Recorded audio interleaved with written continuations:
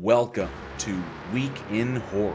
You gotta be fucking kidding. The only podcast that will feed your horror need. The need to feed.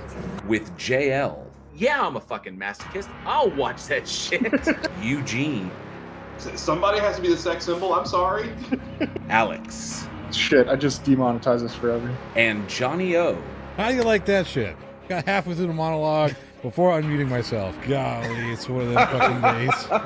With industry guests. Hi, this is Richard Oakes, Director of Host. Hey, this is Adam Leader, Director of Host. This is Matthew Mark Hunter. I'm Donna Nelly. And you're listening to Week in Horror. And you're listening to Week in Horror. And this is Week in Horror. And you're listening to Week in Horror. Welcome to prime time, bitch! News, trivia, and more. One by one, we will take you. Join our live show Wednesdays at 7 Central, youtube.com/weekinhorror, and wherever you listen to podcasts. Week in Horror. Stay scared.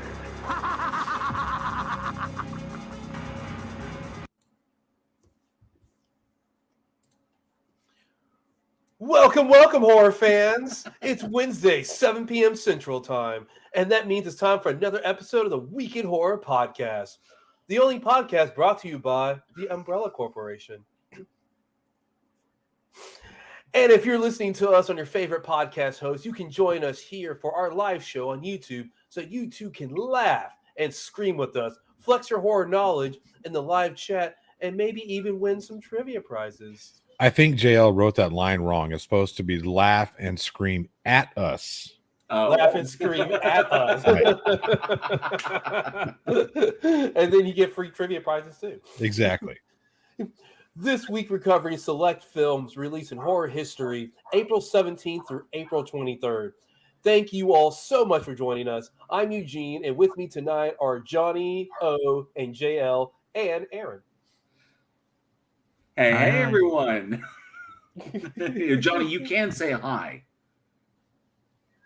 It is so an that audio like the people who listen to this later can hear you. Oh, there are people that listen to this? Yes. That or you're gonna have to like lay harder and get some way. You just gotta treat it like a stenographer. It's like, for the record, Johnny O waves at camera. I like the please let the record show. For the record, please let the record show that Johnny O is an asshole. You can find the transcript at www. He's here just making our lives interesting like he does every single week. That's true. I'm like, hey, is everybody ready to go? 2-minute warning. I was good. Eugene's like, I'm hopping on. I'll go like this, and then no, like nothing from Johnny. That's not true. I sent you a message, you lying sack. I saw it after the fact. It's not like you were finishing up dinner, but then it's like 7:00. 7:01. Yep. Oh, horse poo. I was on at 7:00 and 30 seconds. But all is good. All is good. Thank you everybody for being here, man. This is awesome. So much stuff to talk about tonight.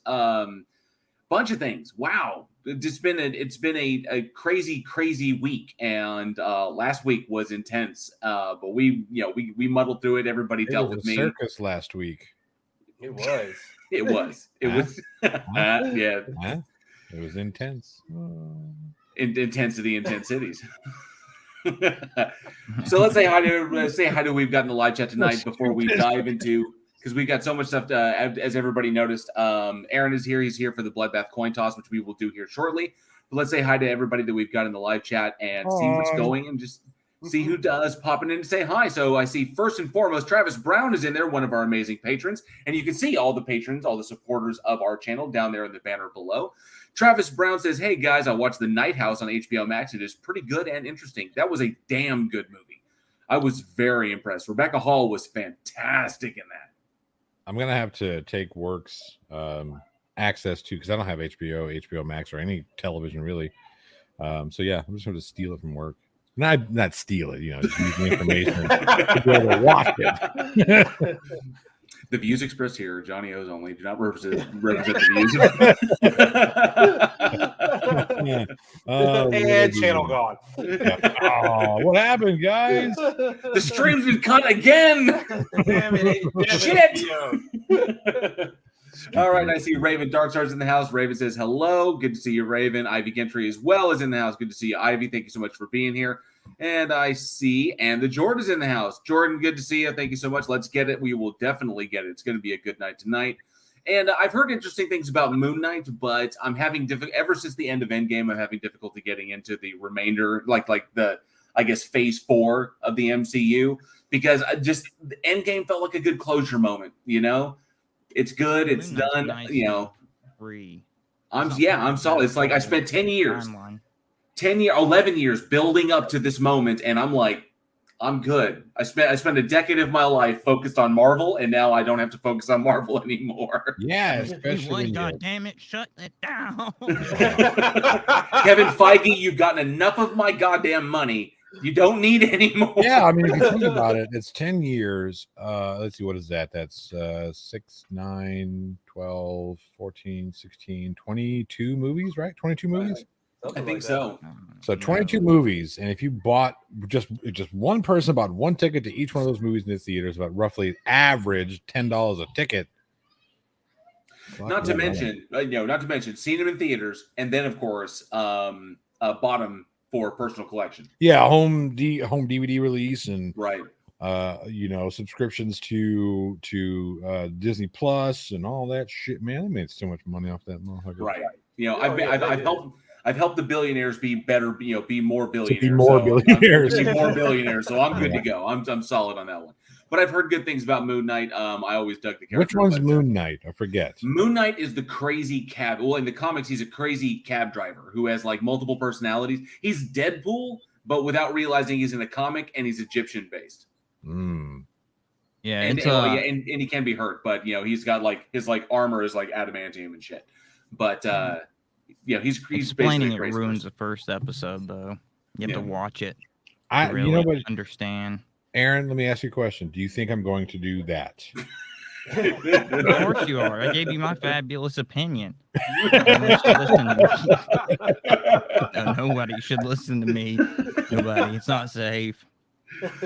All right. Donnie Does in the house. Good to see you. Donnie says, hey, everybody. Thank you so much for being here. Sarcasm as well. Thank you so much, Sarcasm, for being here. All right. And I see Elizabeth Sylvester's in the house. Says, hello, my friends at Week in Horror. Thank you so much, Elizabeth. Another one of our amazing patrons, as well as Sir... Pardon me. Sorry. See what you do to him, Sarcasm? It's that chasm between his loins. What? Whoa. Whoa. Look at his face. I don't even know where that came from. I don't even know how to respond to that. That was so weird.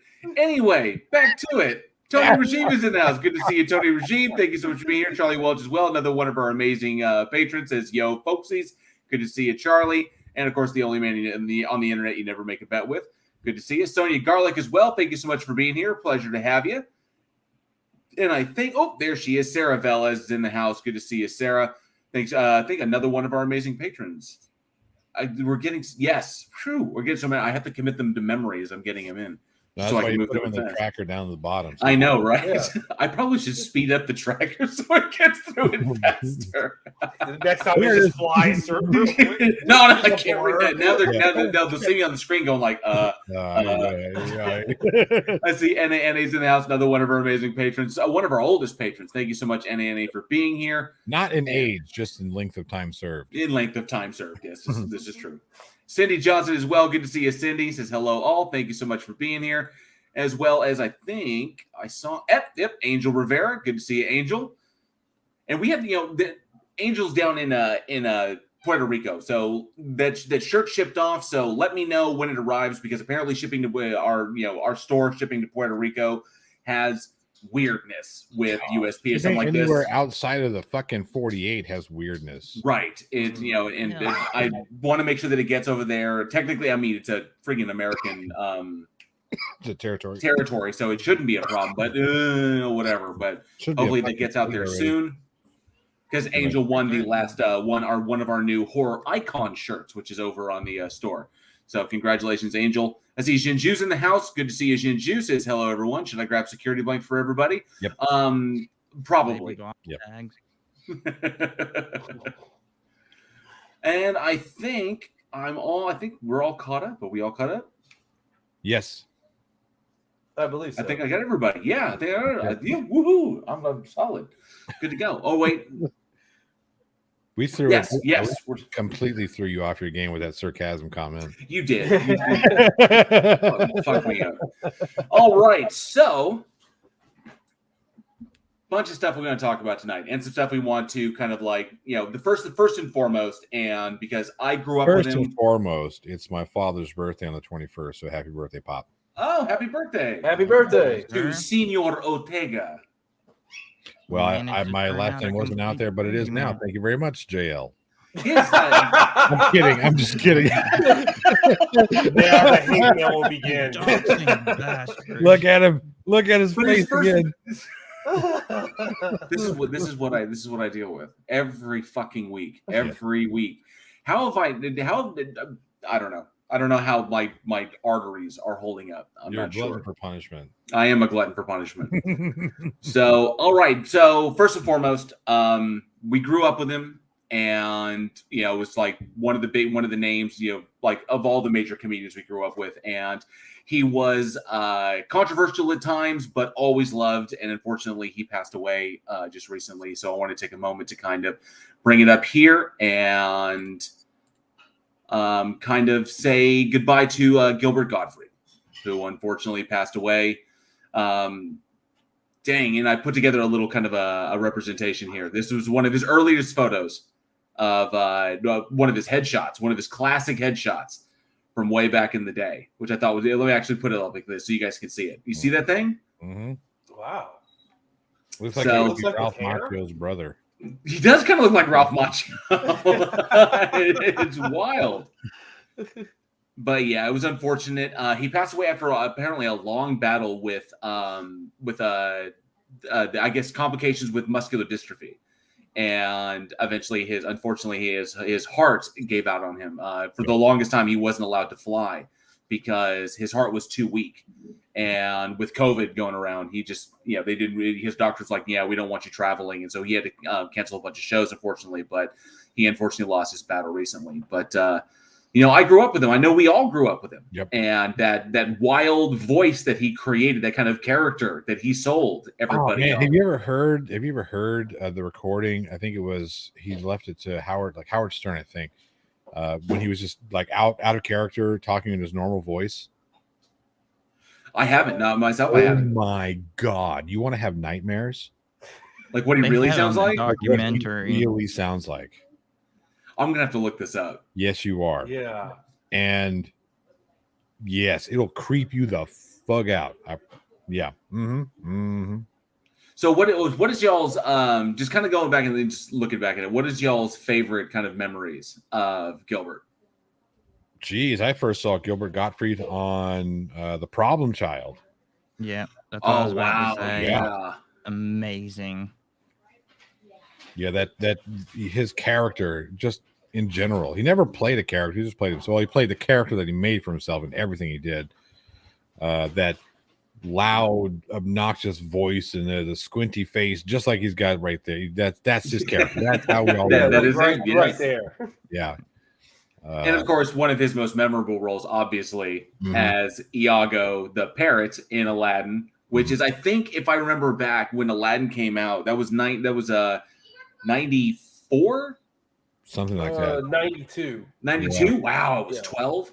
Yeah. So I think this is probably coming up into it and really being aware of movies and people that, this was obviously I think this was the first time that I was really aware of him because of, and it was that voice, it was the character, and of course I don't think there's a character that possibly could have been better done.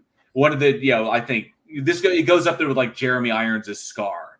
He was just absolutely phenomenal and freaking drop dead hilarious in this. Yes, he was. And of course, it's got to be said that Gilbert Gottfried, and one of his big claims is there was a movie out there called The Aristocrats. I don't know if all of you have seen it. So yeah. So The Aristocrats is a movie centered around one of the dirtiest jokes ever created, which is called, with the punchline is The Aristocrats. The setup is where the joke is. And I think it was Johnny. Was it the Hugh Hefner roast? That was shortly after 9/11. I think so. I think it was I think it was Hugh Hefner. So, well, he was at a roast, and I think, if memory serves, it was at the Hugh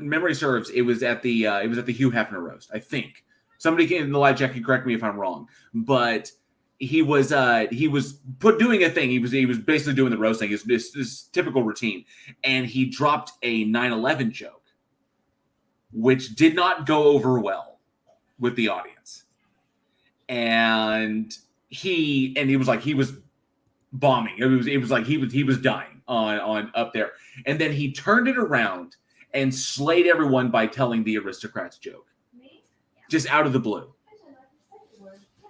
and was able to turn around. And I think that right there showed the genius of his style, his character, and what he brought. And from everything I heard about that, he was just one of the most amazing people ever. Gregarious, open. He had no problem offending people. That was his character was I think his sole purpose in life was to offend us all, or at least assault our senses. Right. Well, and he was in day-to-day life, he was an absolutely sweet, relatively unoffensive guy. But once he got on stage and put on the character, he understood that, like, the line between humor and shock is very fine. And if you want to be truly funny, you've got to write it. And he did. Mm-hmm. Jesus, he wrote it. It was Hugh Hefner's roast, by the way. It was Hugh Hefner's roast. Yeah, he was up there. I mean, it's a different style of comedy, but he was up there with comics like Rickles, where Rickles didn't give a damn, and everybody knows that Don Rickles was not really, but he wasn't like that in real life, in person. Don Rickles was like the grandfather that every grandkid wants. Right. Super, cool and buy you all the stuff that you want, and then if your friends came over and wanted to show, you got to show. But yeah, absolutely. So I think Gilbert kind of, this is the way I've always seen it. I think Gilbert's style, his brand of comedy, almost was kind of like a bridge. I would say it's set somewhere in between, like Don Rickles and who's the guy? The dude with the hammer. Gallagher. Yeah. So it's that kind of like in your face, explosive and funny as hell, but also acerbic and grating, and it just, he found this little niche, and he managed to, he brought this character to life and just sold it. And the last thing I remember seeing him in, as far as films go, was in A Million Ways to Die in the West. when he was playing Abraham Lincoln. I don't think that's Abraham Lincoln. Where's my speaking fee? But the guy was absolutely adorable, and it was a shame that he passed. Road No Last Name brings up Gilbert Gottfried reads 50 Shades of Grey. Yep. Perfect. Chef's kiss. Yep. Perfect. Everybody talks about Rob Riggle being the guy who killed subtlety and humor. They're incorrect. Gilbert Gottfried was the one who did that. Yeah, he was pretty amazing. So unfortunately, we said goodbye to one of the comic legend this past week. So I just wanted to take a moment to kind of remember him for everything that he brought to entertainment, and there he is. Yeah. So yep, that's such a bummer. That sucks. Man, oh man. But we always have his work and everything that he brought to us, and all of his stand-up, and of course, all of his movie appearances, and the craziness that he brought. We have that to look back on. So he left a great legacy. All right. So before we get to the coin toss, so let's just kind of address it real quick. Last week was a bit insane. We had our first. We're not going to talk about it. Okay, Jerry Springer. Last week was a little crazy. We had our first solo show, which went really, really well. The audience was fantastic. Y'all put up with me. He only says that because it was him. If it had been any one of us, be like, that show sucked. You guys are terrible. That is not true. You have no Absolutely idea. Not true. You all have no idea what a bastard JL is. I'm just kidding. Fuck!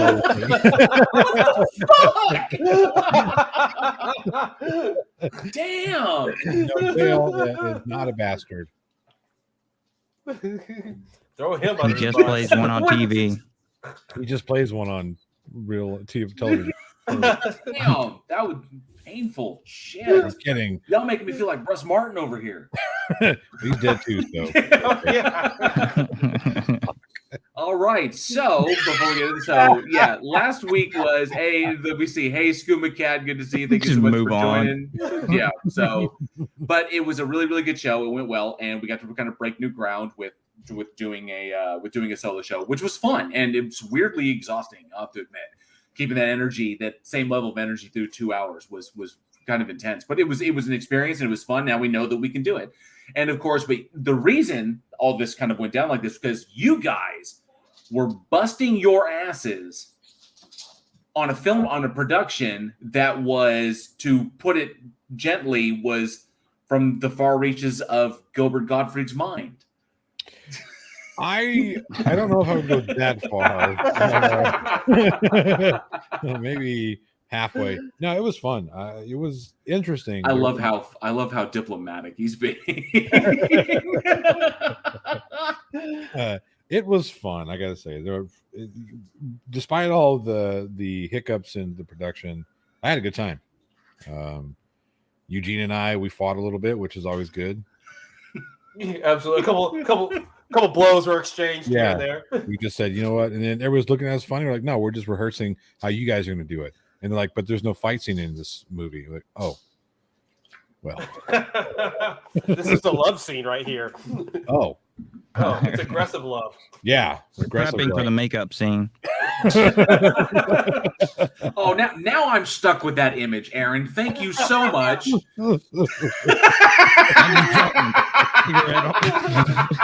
JL's trying to set me on fire over here.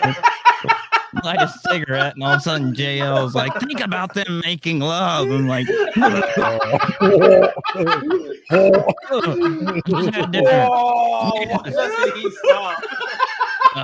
you ever need motivation to stop smoking, there it is. Johnny and Eugene. I'm good. Craving God. I'm good. I'm solid. Yep. No, really, Eugene and I did not fight. We actually got along very well, worked together really well. I thought we worked together really well. We had to whip some people into shape, though. That was fun. Yeah, it was basically like a 7-day production, and we had a producer come out from LA who she was starring in it also, and we worked with the fellow actor that we worked with before here, a really good actor here in Dallas, and they had an idea that they wanted to put together. So we shot in a bunch of locations. We shot in the old diner. We shot in a 100-year-old church, which is still my favorite moment with the squid on it. Oh, yeah. Oh, it was so excited to be able to share that to you guys when I can. It's just going to be because you have the two main characters, and they're supposed to be like staring at each other, like really sharing a moment. It's a real lovey moment. Yeah, it's a real lovely moment. It's like the climax of the movie. And then he gets shot. So we ran one take, and like it's an air pressured squib, and barely anything came out, like nothing. You couldn't even see anything. Yeah, it was like. So our special effects makeup artist is like, okay, I'm gonna max out the air pressure. And we're like, all right, we're gonna max it out. And then furthermore, I was like, don't tell them when you're gonna do it. We're just gonna say action, and they're just gonna have their moment. He went Ridley Scott on this. Like they didn't know what was happening. Yeah. Everybody has to like look all close. Like, what is going on here? The funniest part about the whole situation, outside of what happened, was Eugene sets up the camera and he's all right here. He's got his angle. He's framed up, and then he says, "Wait a second, I'm going to go ahead and move back."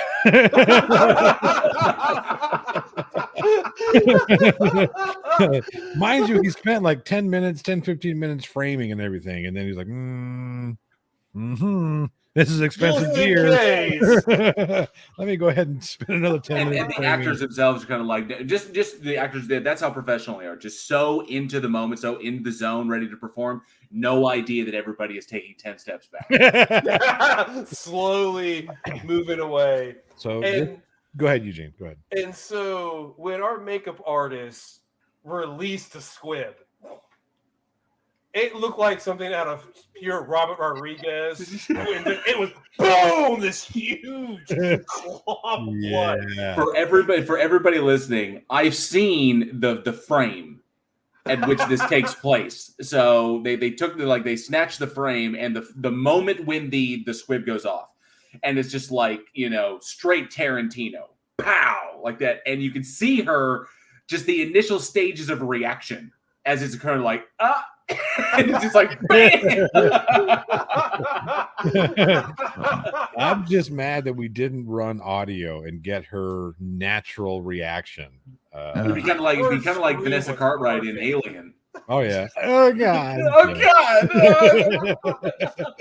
And then it was literally like it hits her in the face, and he like staggers, and it's like spewing everywhere, and it's like cut.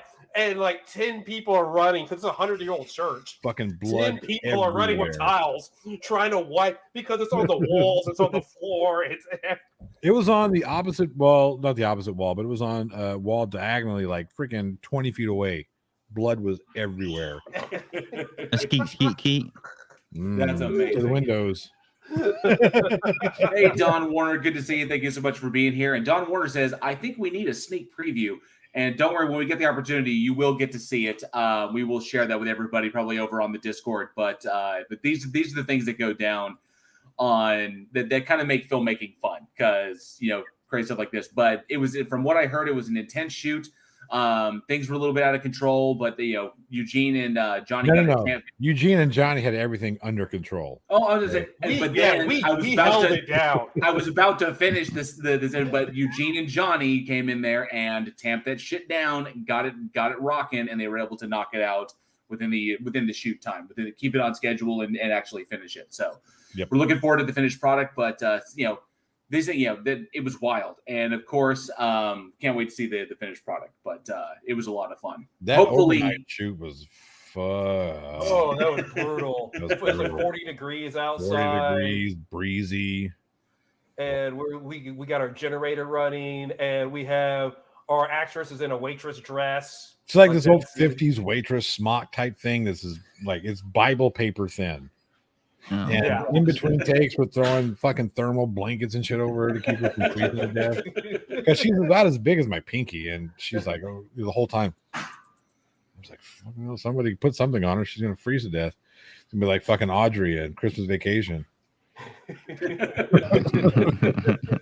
So this is going to be a lot of fun, but yeah, last week was wild, and hopefully, this is one of the coolest things is that doing Week in Horror and all of our amazing patrons who help to support the show have enabled us just to really, start jumping into major film production and getting stuff done, and opened up a lot of opportunities for us. So it's going to be amazing, and lots of cool stuff coming from behind the scenes. You'll get to find them out because, all of our listeners and all of our supporters, you get kind of access that way. So looking forward to what the future brings, and of course, seeing what you guys put together. All right. It is time for the Bloodbath debate coin toss. All right. What side heads, what side tails? As usual, this is the official Texas Frightmare Weekend coin we use. The Texas is heads. The text is tails. And unfortunately, you guys don't have one of these. So I'll have to do the flip, but I'll try to do my best to keep it visual so people don't think I'm cheating. But there it is. So heads and tails. And as it stands right now, Alex was on a mean streak. Good Lord. And cleaned the floor with almost all of us until he ran into newcomer Aaron, who laid the smackdown and took his crown. Takes everything too seriously. In a narrative. So it has come back around, and Aaron is now taking on me. So it is the first time that Aaron will debate me, and we are debating Victor Crowley versus the Rougarou. So the winner of the coin toss. Those are real words. So the winner of the coin toss gets to choose who they want to take, and I will flip it here. And because Aaron was the last winner, Aaron gets to call it in the air. So, like I said, it's not where you flip it; it's where you catch it. Well, I'm trying to make sure I'm visual, so people can see it, so they know I'm not trying to be sneaky. So, Travis Brown, Victor Crowley from the Hatchet series, versus the Rougarou, which is the Cajun Louisiana swamps, version of their werewolf or something like that. So from I think from French legend. So here we go. Flipping the coin. Heads. Calling heads. Yep. It's heads. It is heads. Ooh. This one's tough. All right, take your pick. I'm going Rougarou. Just instinct. Aaron is going the Rougarou. Interesting. It's going to be an interesting debate. This is going to be an interesting one. And probably because he has less movies that he has to watch, and he just has to think about the lore, whereas I have the entire Hatchet, like the Hatchet quadrilogy that I have to watch. But I'll be looking forward to that because I get to go back and see Kane Hodder kick ass again. So the next Bloodbath debate. Kane Hodder back in the Jason uniform. Right. So the next Bloodbath debate will be Victor Crowley versus the Rougarou. It'll be me versus Aaron. I'm taking Victor Crowley, and Aaron is taking the Rougarou. So that should be a lot of fun. All right. Well, thank you, Aaron, for popping in so we could do that Bloodbath. Appreciate it. Yep, I will be hanging around in the chat, and I will talk to you guys later. Wait. Awesome, G. Thank you. All right. Have fun. And of course, those the members of the Patreon who have access, we will send out those invites this upcoming. I believe it is the weekend of the 23rd and the 24th. We'll send out those invites so you can be special guest judges if you want to be there. And of course, the After Dark invites will go out as well, and you can hang out with us and play the movie trivia game. See if you can win some swag. All right, I think that pretty much covers everything we had to talk about. I can see fart gas. A lot of people can't, but I can.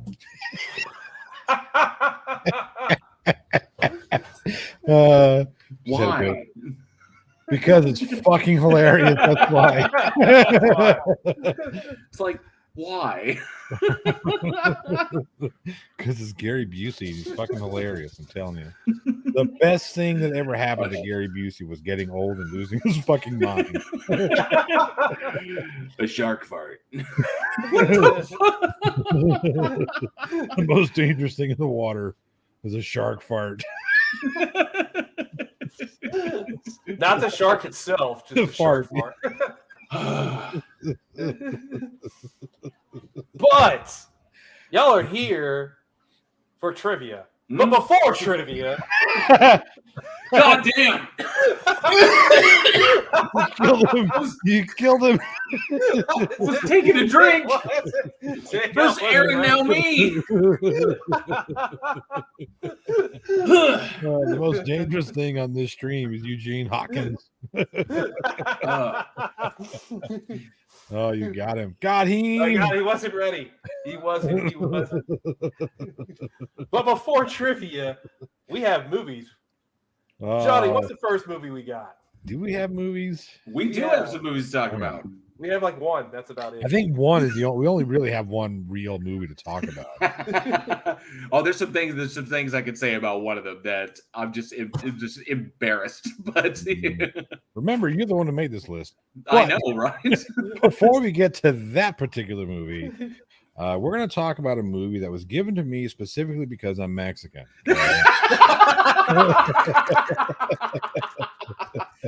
I swear it just came out that way. I swear. Sure it did. Sure. Did you want the Guatemalan version of this film? Didn't think so. Of course, we're talking about what is this? What year was this? When did this come out? This came out. You have a script. I know. Gosh. The 2019 horror movie called The Curse of La Lorna. It's actually La Llorona, but whatever. See, you can pronounce it correctly. That's why I gave it to you. That's why I gave it to me. Yeah. Yeah. See? Always thinking. Not because he's Mexican. Let's take a look at the trailer. Trisha, I'm very sorry about your loss. It's your fault! I can't even imagine how you must feel. Your children Rinsing. are safe now. But have they heard her crying? Have they felt the sting of her tears? They will. And she will come for them. Who? La Llorona.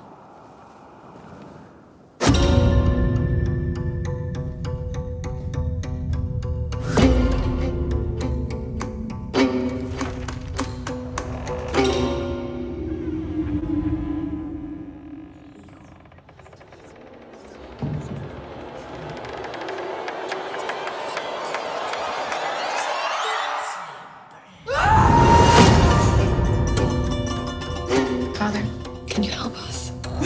The church works with people who specialize in situations like this. Curse of La Llorona. Is she coming? She's already here. What do we do?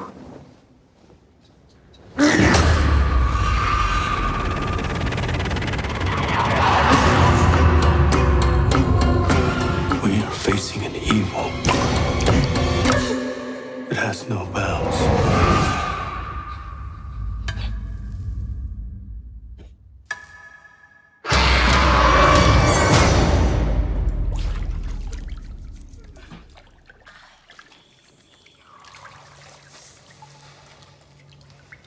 Rinsing.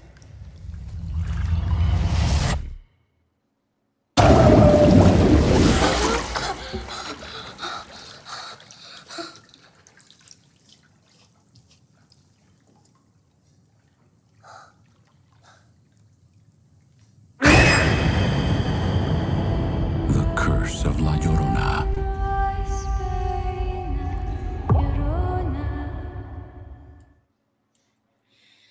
Damn that James Wan and his cultural appropriation.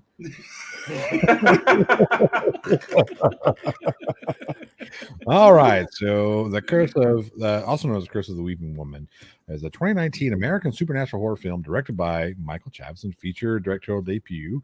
It's look, it's a good movie if you like the new standard of jump scares and supernatural ghost stories. I didn't like it. I didn't like it at all. Didn't like it at all. See, I'm with you. I thought it was like okay. Yeah. Like it's not bad, but it's like there's nothing that really kind of it followed the same formula. It does. Like this is the way you do a supernatural horror film right now, and it just followed a formula like verbatim. It really was formulaic, and that's what really bothers me the most. Is you could feel the influence of The Exorcist in there, and then you could also feel the influence of what's the one with the nun and all that shit. You could feel all that. It's just like they took the worst parts of all those films and put them into this one here. Again, it wasn't terrible. I mean, it's something you could put on as you're cleaning house or whatever, or I don't know. This was tough for me because I wanted to like it because of the cast, but I just couldn't. I just couldn't get into it. It was tough for me to really want to stick through it. It was just something like there's nothing about the film to me that like stands out. It's like I'd seen it before. Yeah, like it's a well-made film. It's well shot and all the other kind of stuff. Yeah, the cinematography is great. Yeah, it is. And I was just like, I feel like there are other films on that genre, even recent films, that just do it better. Like, if I want to watch a better version of a curse that goes after children, I'll watch Insidious. Like, Insidious is just a better film all the way around. Right. Well, typically the issue that I had this one, I mean, as far as the directorial debut, Michael Chavez did really, really well, and it's well shot. Of course, there was really a lot of money that went in behind this. I think the budget on this thing was like $9 million. So as far as it goes, for the quality of work that we get from a James Wan film, and then of course, being attached to the even very slightly attached to the Conjuring universe, because the only attachment to this is the priest that was in that the mother consults, played by played by Linda Cardellini. The guy that she consults with was attached to the Annabelle series. So that's literally the only connection. And this goes off in its own little story. And the problem with, and I think just, but that puts it in the Conjuring franchise. So they got to, it's got to look a certain way and have a particular feel. You can guarantee it's going to look fantastic. The problem is that there's not a lot on it. And it's what I saw, this one was more just mining the same material and just milking this franchise. This could have been a standalone. In fact, there is a standalone called the La Llorona Curse, which was another movie. But so it could have been all by itself. Mm-hmm. But being attached to it, we can put names. We can put bigger names into it. And of course, it was weird seeing Tuco Salamanca from Breaking Bad as the curandera the curandero. You talking about Raymond Cruz? Yeah, that guy's been in so many movies. I remember the first thing I ever saw him in that I can really remember was, it was Patriot Games, where he played the sniper. Not Patriot Games, Clear and Present Danger. Sorry. That's right. That's right. I remember that one because I thought he was badass. I thought he was awesome in Training Day. He was crazy. He does crazy. Yeah, he does crazy like really good. And I was just about to say, Eugene, I was just saying, I've crushed on Linda Cardellini since Freaks and Geeks. It's been that long. So it was interesting to see Linda Cardellini after playing, Scooby Doo role and whatnot. Right. It's interesting. Good, nice little change of pace. So, but predominantly, what you're going to be faced with is the law of diminishing returns in this particular. I don't know if I'm going to call this a diminishing return though, because you look at it, was a $9 million budget, made almost $200 million. You know what I mean? Part of the Conjuring franchise. Had this been a standalone film, I don't think it would have done nearly as well, even with James Wan's name attached to it. I don't know. I think James Wan has built a reputation for himself in the horror genre. When he came over with Saw, and then just ever since then, right? Even if this were just something that was standalone, not in any way, shape, or form connected to the Conjuring universe, just via James Wan, I think this movie would have been successful because people do enjoy these things. People do enjoy this style of horror film. Well, yeah, especially in this kind of like environment of what people are calling elevated horror. Right. When you have like The Lighthouse and The Witch and Hereditary and Midsommar and this, when we're getting more and more films like this that are coming out that really try to elevate things, bring scary but heavy psychological aspects, and of course a lot of emotional draw, well built characters, really strong story. Now that we have all this coming up, there's still a lot of love for just the jump in your face, the jump scares, and really, really moody, creepy, what would I do in this particular situation kind of scenario. And, not to say everything about it was, the thing works. It's well acted. It's well written. It's got a cohesive story that I think is pretty well, it draws from the legend well enough and serves its purpose. I was a little annoyed the fact that because it felt very much like they were just tertiarily kind of like, and we need to connect this over to the Conjuring universe in order to maximize its obvious potential. So it was kind of like The Nun. The Nun kind of felt like attached, and we have another one coming out called The Crooked Man, which will be kind of like connected to that universe as well. Yeah. So I think honestly, it's just the more you put out, the more you reuse the same tactics. It may be good. It may be well budgeted. You may spend a lot of money making it look fantastic. But if you don't do anything new, and you don't bring anything to it, you don't have characters like really strong characters like, say, Lin Shaye around, or I would say even Vera Farmiga or Patrick Wilson, who really, really sell those characters. It's just you're going to get one ghost story. And I think that this would have been strong all on its own. It didn't need the Conjuring connection. But then again, it probably wouldn't have done as well without it. It wouldn't have done as well, but there will always be a market for people who they just want to go to the theater to have jump scared and get scared. Right. And that's exactly what you're going to get out of this. Is this a movie I'm going to be talking about 10 years from now? No, I'm not. But if you're like, okay, hey, I want to, if you're with somebody, hey, I want to get scared. If it's a movie you want to take a date to, if you movie, something like that just wants stuff jumping at the screen, it does that job. It really does on it. Agreed. So I can see, definitely it's kind of like a weekend date night, or maybe just a one time if you catch it in the theaters, or if you're just a really, really big super fan of the Conjuring universe, what James Wan has built there. There's already 3 Conjuring films. There's the Annabelle trilogy. There's I mean, we could erase the Annabelle trilogy. It's really a trilogy about a doll that does absolutely well, it was the demon attached to it. I got him. I got him. What do you mean? You didn't see that? I got him while I was drinking. Oh, you were too busy squirting your juice. I was refilling my vape. I said what I said. Oh, okay. Anyway. I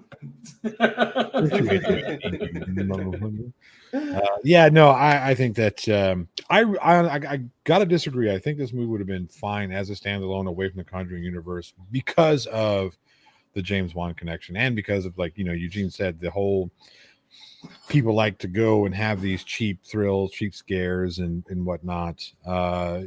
They have their place. And I don't think, Eugene, you're right. We're not going to be talking about this movie in 10 years like we would be talking about, not any of the Nightmare on Elm Streets or any of the Friday the 13th. This is going to be one of those ones where, like, oh yeah, there was that time period from about 2010 to about 2020, 2022 of this type of movie, this very formulaic jump scare type of film.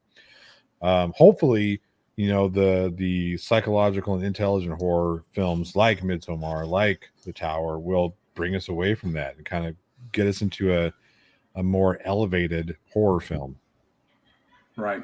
Not that there's anything wrong if you enjoy those, the Conjuring type stuff, but until then, I feel it's just it will keep slogging as long as it makes money. Like you said, it made a ridiculous amount of money off of a $9 million budget, raked in like $123 million. So. No, it was 100. Yeah, 123. Yeah, that's right. Yeah. That right there is a success, and as long as it's pulling in money and it serves its purpose. I mean, there are the fans of jump scare films. They like those kind of like in your face. Although, honestly, I thought that the design of La Llorona was it was kind of wasted. I thought it was kind of cheap, and it was just they've done much better. Previous Conjuring incarnations of demons have been a lot more effective in my personal opinion. Seemed like a muted version of the Nun. Yeah. And the nun was scary. I thought the nun was freaky looking. This is another one of those instances where if I walked into a church and I saw a nun looking like that, I'm not going to that church anymore. Oh my word! Oh, I just realized I'm an atheist. I just realized I'm in anything that gets me out of this room with this. Fucking hell. But I did dig, and I was like, I wasn't totally 100% expecting it. When I was like, oh, okay, so you got the special cross made of the special wood, of the trees that were there when she originally drowned her children. Yep. And I was like, oh, she's got the cross, everything. It's like, oh, this big no, she just straight stabbed that chick in the chest. It's just like, what? Yeah. I was like, holy shit! What's so special about this cross? It's sharp. And it reminded me a bit. There was one of my favorite moments with Buffy in the Buffy the Vampire Slayer series when Buffy's about to go into a big fight, and someone asks her, "So what do you bring?" And she pulls out a steak. And he's like, "You only brought a steak?" He's like, "You'd be surprised what that could kill." And so it's like, yeah, so just stab him with it. That works for me. Yeah, why fuck around? Stabby works. But yeah, are we done slogging on this movie? Good, because I'm going to ask my question. This is my question to all you awesome folks who are listening to the sultry sounds of JL's voice. Look at his face. Look at his face. What I want to know, seeing as how this is the 158th entry into the Conjuring universe. My question for the audience: what is your favorite entry into the Conjuring universe? Let us know in the side chat in the comment section down below or at weekinhorror@gmail.com. We are really interested. Want to know. I'm actually, me personally, I have to say Conjuring 2. Conjuring 2 was like one of those few, one of those rare moments where they took what worked in the Conjuring and they ran. They Conjuring 2 was firing on all cylinders. It was so strong. It's very difficult to, as a sequel, to make something better than the original. Right. The first entry. Yeah. I thought Conjuring 2 was solid. Devil Made Me Do It, not so much. But I will give credit where it's due, even though the Annabelle, I know you hate the Annabelle franchise. I will say that Annabelle did the first one came out and then the second one was worse. But I will say the prequel, not too shabby. I thought that one was pretty effective, and it was. I think that the prequel, the third one, was much better than the first one. And I wish they had done that. They'd accomplished that with the very first one. But going into the backstory of how the whole thing was made and how I thought that was good.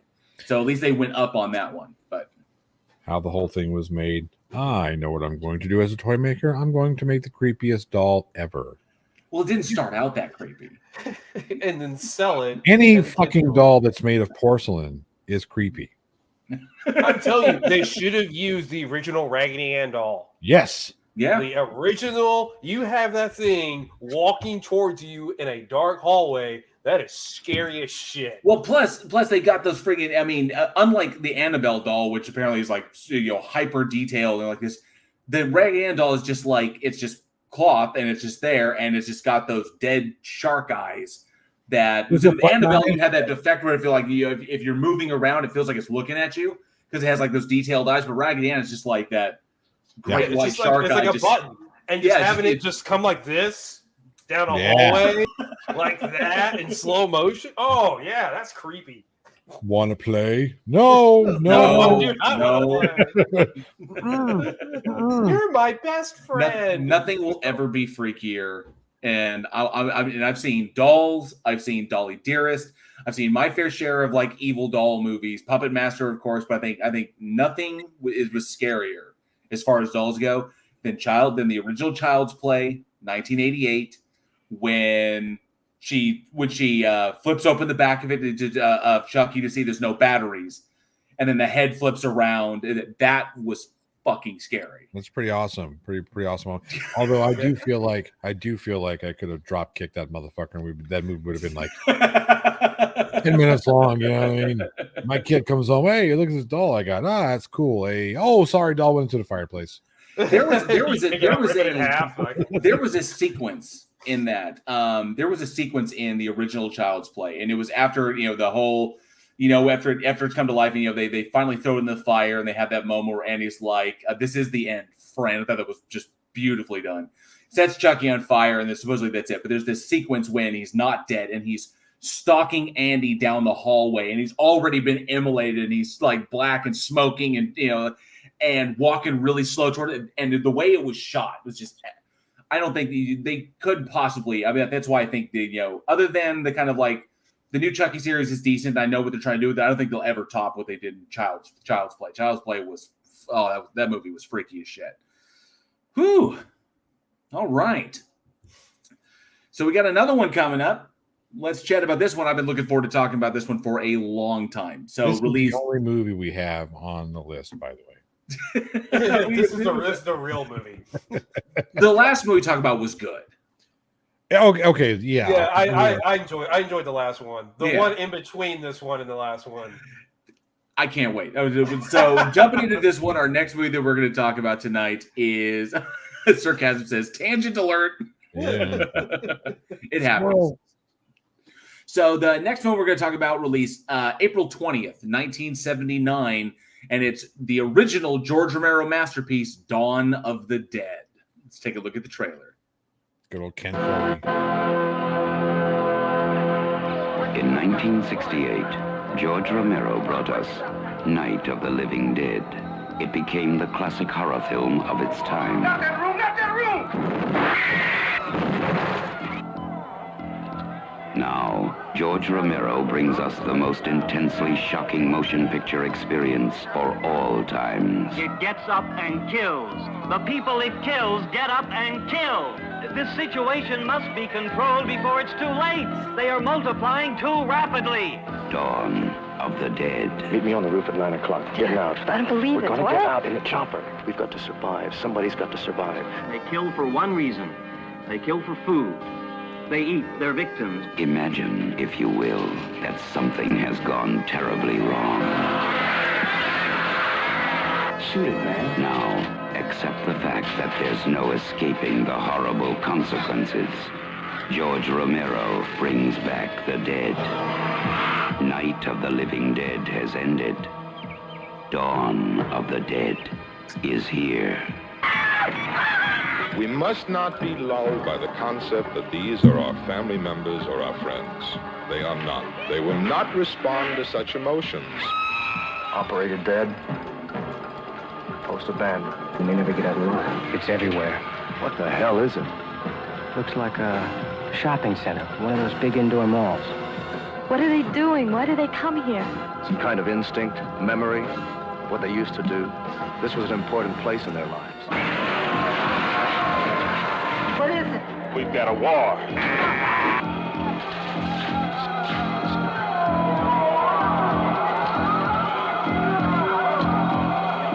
Afraid. We have spawned our own savagery. Soon it will consume us all.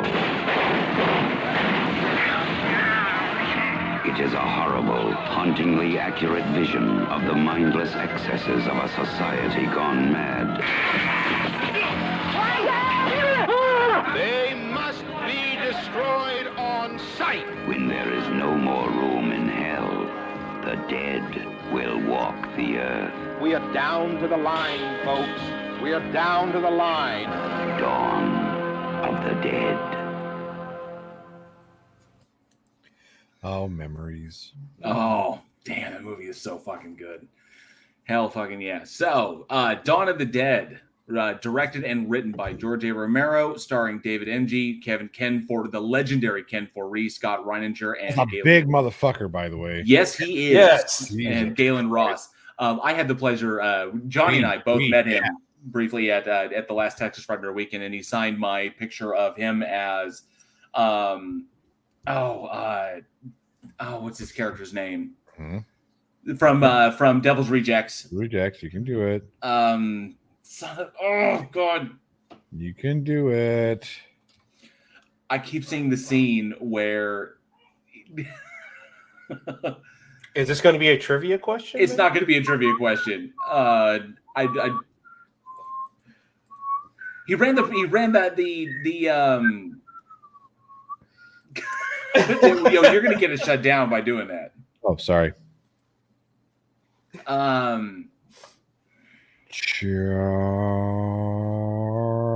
Charles? Oh, Charlie Altamont. There you That go. was it. Charlie Altamont. That's right. Dang. Just spell it out for you. Charlie Altamont, and he ran the brothel where the trio hid out while they were being chased by the law.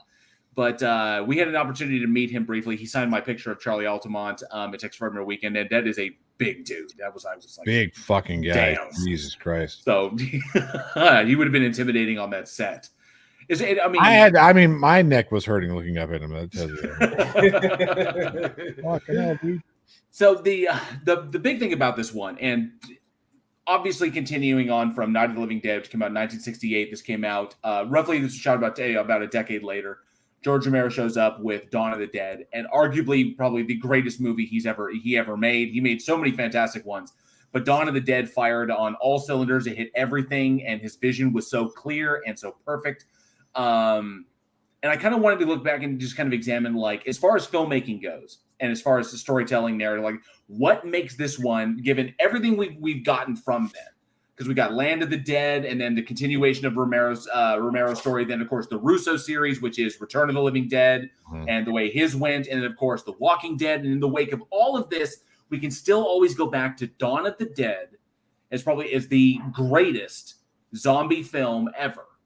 And I would put money on that everything else comes close. And movies like Shaun of the Dead paid great homage, but this one is where it was at. Night of the Living Dead kind of set up the tee, and then Dawn of the Dead knocked it out of the fucking park. So here's the reason why this is the opus, like the big one.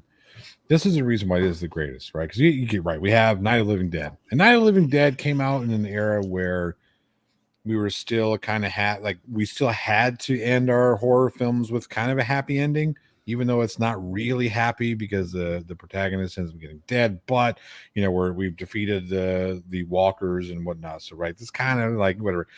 This one here leaves you fucked, right? You just fucked. No matter what you do, you're fucked. At the end of the movie, you're fucked. And the amount of social commentary that happens in Romero films, whether he wants to admit it or not, he to his dying breath would always say, "No, I just accidentally cast a black man to be the protagonist, the main protagonist in a film. It was an accident. No, come on now." He did. He set him down that he was the best actor who auditioned for it. He was like, he nailed it, and that was it, and that's why we cast him. It was like, you can't have a closing scene like you had in Night.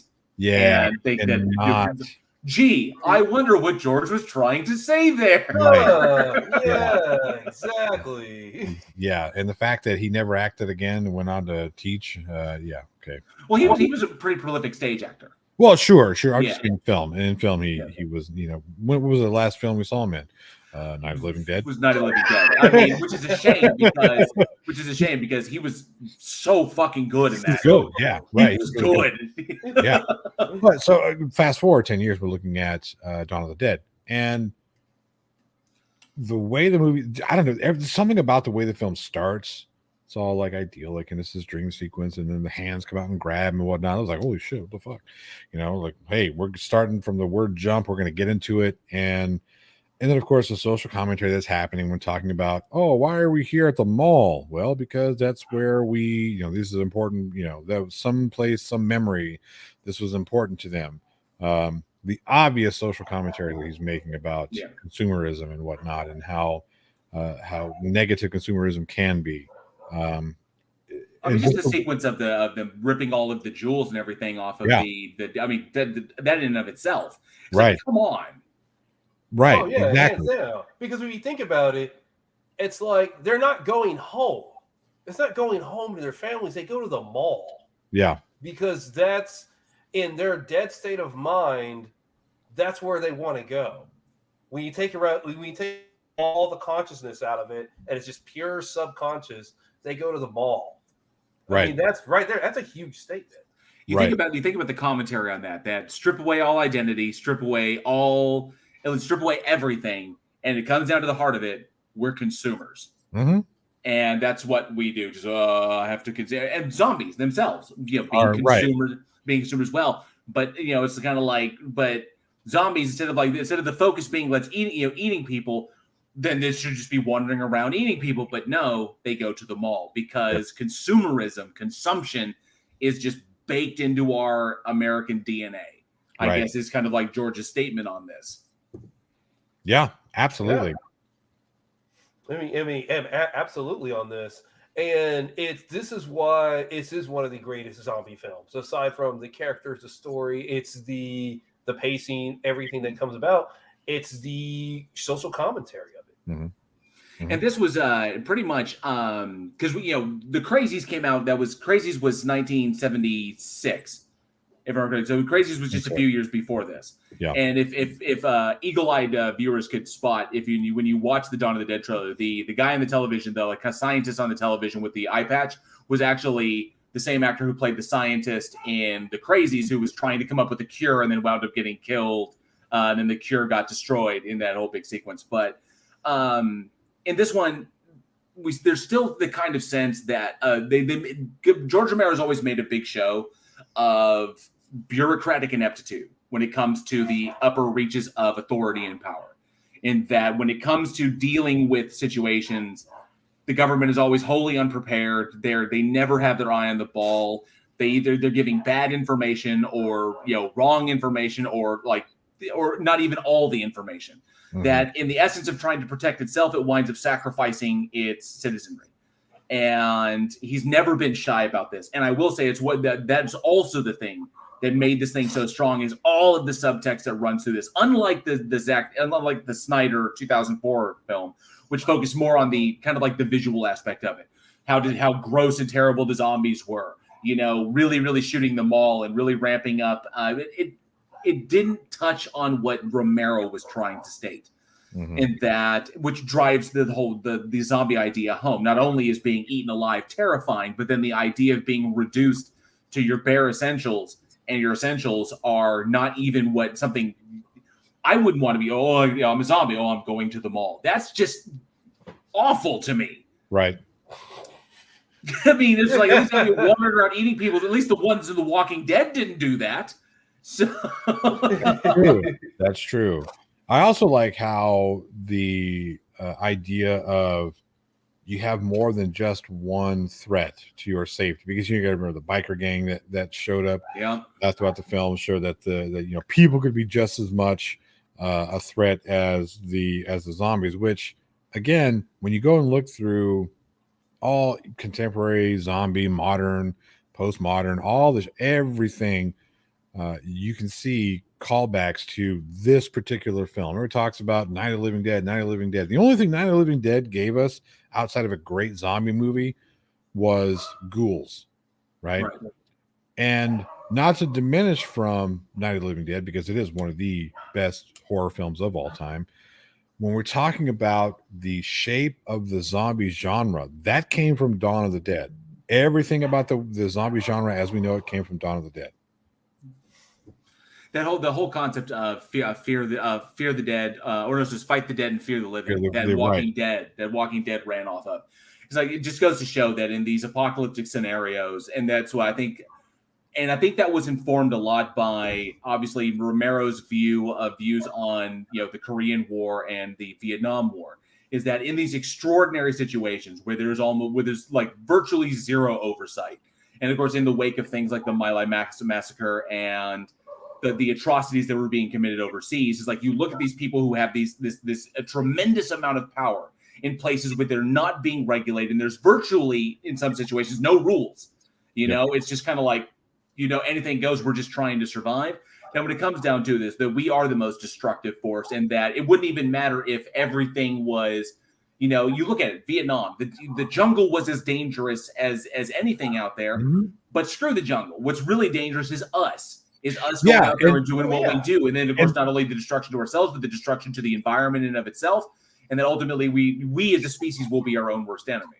And that's the thing, right? So people look at zombie films and they're always talking about the zombie this, the zombie that. Look, any good zombie fiction, the zombie, you could take out zombies in any good zombie film and replace with anything else, and it should be just as good, if not better, without that zombie element. There should just be a character, period.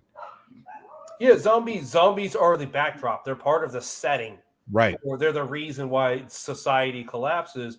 But the thing is this, zombies, we talk about the jungle, those are predictable.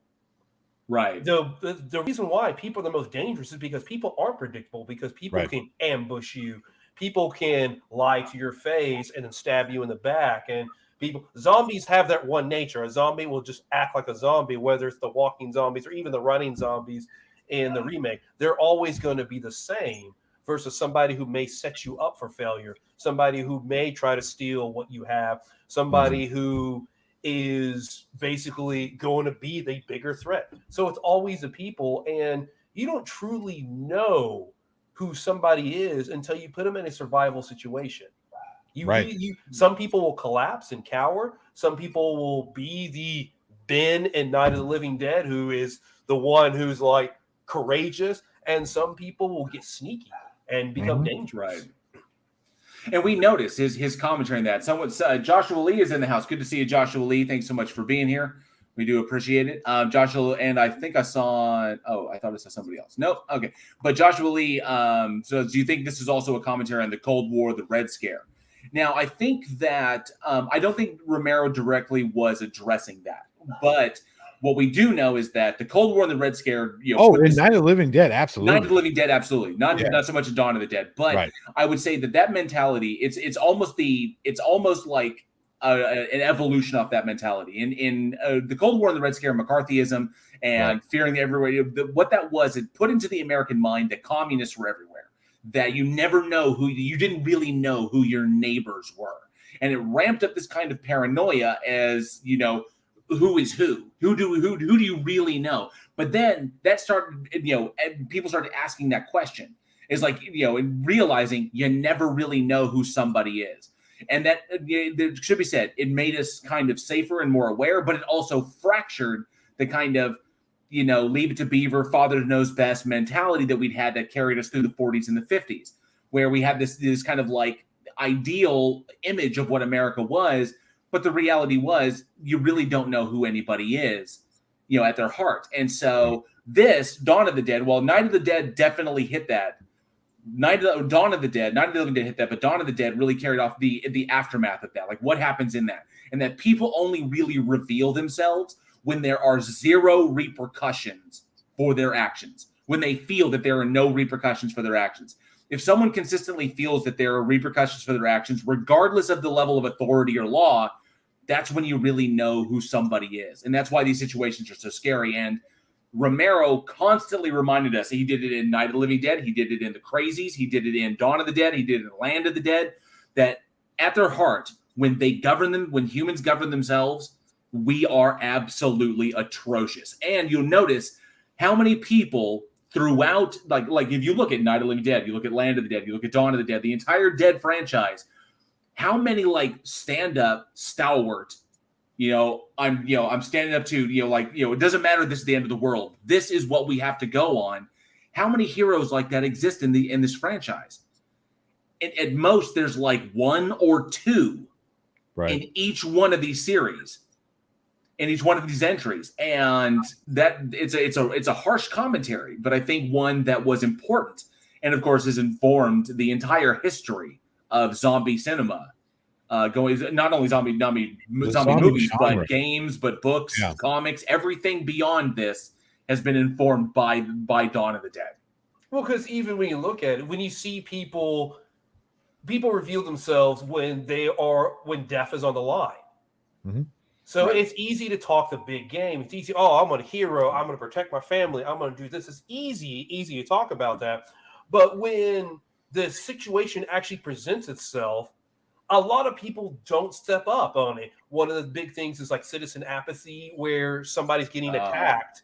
And the Kitty Genovese, exactly, when she was like stabbed in New York City, broad daylight around a bunch of people, and no one helped her. And when they're going interviewing people, they're like, "Oh, I thought someone else would do it." Or someone gets attacked on the train, and everybody shrinks up because they don't want to be the next target. So when you think about there's like one or two true heroes in every film, because honestly, I think on average, maybe 10 to 20% of the population have that I will stand up against the danger in that kind of situation. Mm-hmm. And the commentary there that oftentimes it requires something as grand or as like, extraordinary, like the apocalypse, these extraordinary situations for these people to be able to stand up and be counted. Otherwise, we have no idea who they might be. Yeah. And we like to think of ourselves as, no, I'm better than that. But the reality is you'd never know until you were put into that crazily extraordinary situation. And I got to point out, Aaron just said, I would straight up murder and eat jail first. Nothing personal, but you'd last a while if properly stored. I appreciate that, my friend. Although Johnny's a bigger side of beef than I am. Go to jail first. And then someone else said, Jinju said, needs a 30-day dry aging. I prefer apple dry rub. So if you want to dry rub me a little bit, try to maximize. Whoa! Somebody clip that shit. I also want to say hi. Beaver C and Extra J have both joined the channel. Good to see you, Beaver C and Extra J. Thank you so much for being here. But ultimately, this film like blew my mind. Going back and revisiting it again, and not to mention the Rodent. Rodent, no last name is in that. It's good to see you, Rodent, and Chris our music channel as well. Rodent says they both have great marbling. Yes, we do. Yeah. Although honestly, I'm just being fair. Uh-huh. Johnny's got more marbling than I do. hey, motherfucker, I've been in the goddamn gym for almost 3 months now, so bench press you. No, well, I mean, it depends on how much you can bench press, but I could probably bench 2 of you. The fuck you can, dude. Yeah. I'm in my. Okay, I tell you this right now. If you could bench press twice of me, you should be in the world's strongest man competition, because those guys in there came and benched twice as me. Fuck out of here. Would you like? Well, I could probably bench one of you. I'm saying I'll probably bench one of you, maybe a little more than one of you. Okay. I don't know where you're currently at, dude. I can still top. Why are we doing this? I can still top over 300. Okay. It's like 600's a lot. Six is a lot, but I'm doing 6 a lot. I still top out a little over. I think it was like 315 last I checked. Okay. I can still squat close to 9. Okay. Good for you. But this is a lifetime of being in the gym. This is our stepbrothers moment.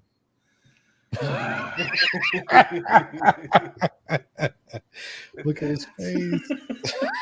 But you remember the number one rule is cardio. Number one rule is true. Number one rule is cardio. That's right. And that's why I quit smoking. It says 20 minutes after he filled up his vape. Well, it's a vape. Still putting shit in your lungs. It's not putting tar and gunk in my lungs. No, it's just putting water. No big deal. That's where water belongs, in your lungs. Whatever. Anyway, because we've never breathed the vapor from a smoke machine. Oh, come on, dude. Or I'm sorry. I mean, it's an inhaler. It's PG. It's propylene glycol. He's so mad. Look at him.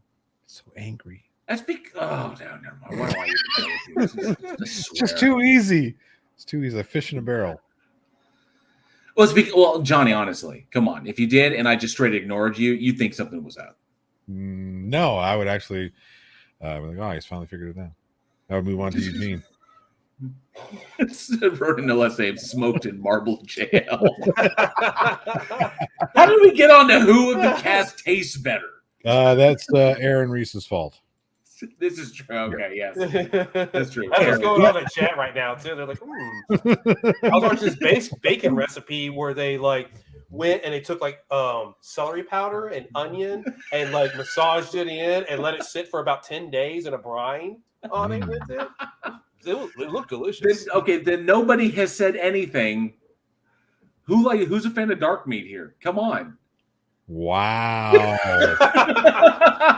I always consider myself more of a breast and wingman myself. Give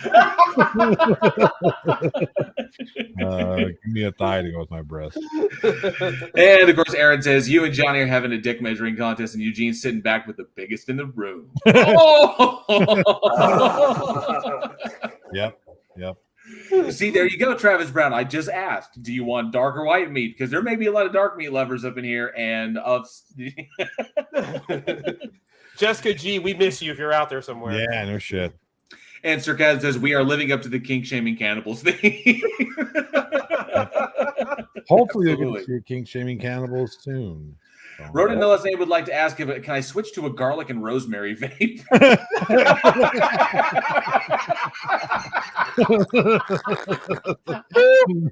don't know what he did to these lungs, but they are fantastic. It's got a smoky flavor. Angel Rivera says, this is what happens when you talk about zombies. We all get hungry for each other. Oh. Wherever that comment went, that's right. Which is really ultimately what's going on right now is we are stalling because the movie after, once JL asks the question, then we have to move on to the next movie, and we don't want to do that. Well, there's a big thing I want to bring up about the next one, but coming down to to Dawn of the Dead, obviously everything about this film, I mean, rocks. It's Romero's committed. Nothing wrong with Dawn of the Dead. Period. Start to finish. It's if you want to know how to make a film, this is a film to watch. This is the masterpiece. Yeah, Romero's committed vision. Just like I said, this is like they said. If you're wanting to make a movie, especially if you a zombie film, but any movie in particular, not just the way the film is shot, not just the way that scenes are set up, from the long moments, like one of the beautiful moments of the film, I think, is at the moment when Ken Foree is sitting in the room with the dude who gets turned, and he's slowly waking up and he's rising up out of the bed, and then you see and it's literally 2 shots. It's just like one. It's just a 2 camera scene. Even then, given the budget, it was probably 1 camera, and they just shot this side and then they shot this side. And that was it. But you see Ken going through the emotions there of what he's got to do here. You see everything, and it's stuff like that. Exactly. You have this moment, and this kind of filmmaking is where it's at. It's simple. It's precise. It gets your story across. This is what happens when you're director and you're writer, obviously.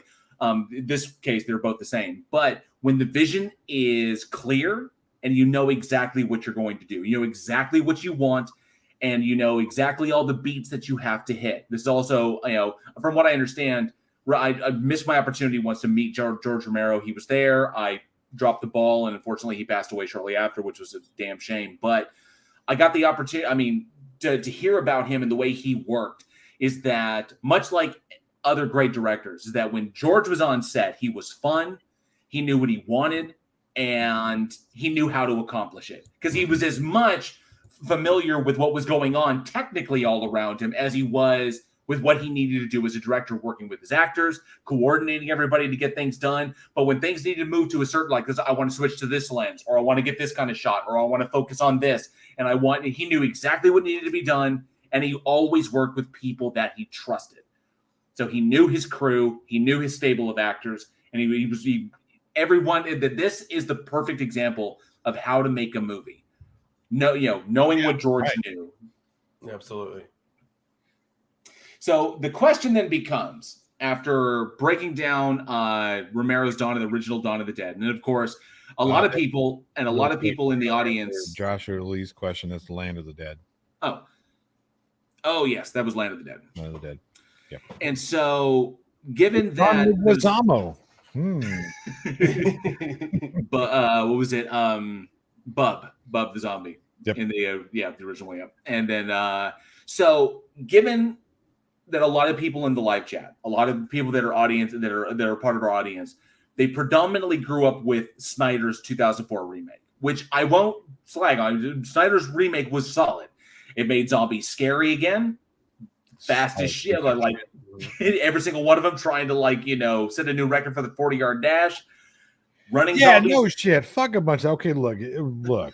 If I get bit and come back as a zombie, it's not going to make my knees not be all rickety again, so I can run sprints. You won't feel the pain. No, the point is you won't feel the pain of it anymore. No, but the structure still won't work. That's the thing. But see, this is the thing. So when people start to get tired and you start feeling pain and you start feeling the lactic acid, you've only used like 20-30% of your body. If you can truly block out pain, you can run way faster and way longer than you believe you can. Mm-hmm. Yeah. When those things when those things don't function that way, and it's all about just like everything is shut off except for attaining one thing, it's kind of like Okay, look, I don't give a goddamn what the fuck you're saying right now. I am never going to be as fast as Jesse Owens. Well, as far as gravity goes, yeah, because he's a lot lighter than you are. Wow. But you can still run. Yeah, fat.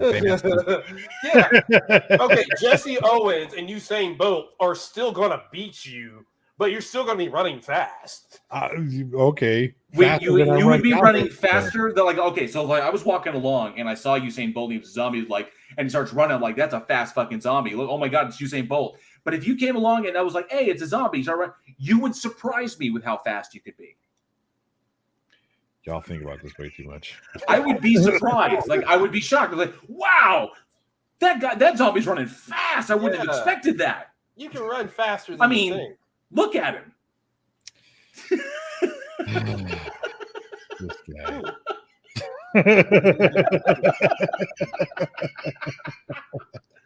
We're a bunch of fucking film nerds when we've actually thought about this shit. This is true.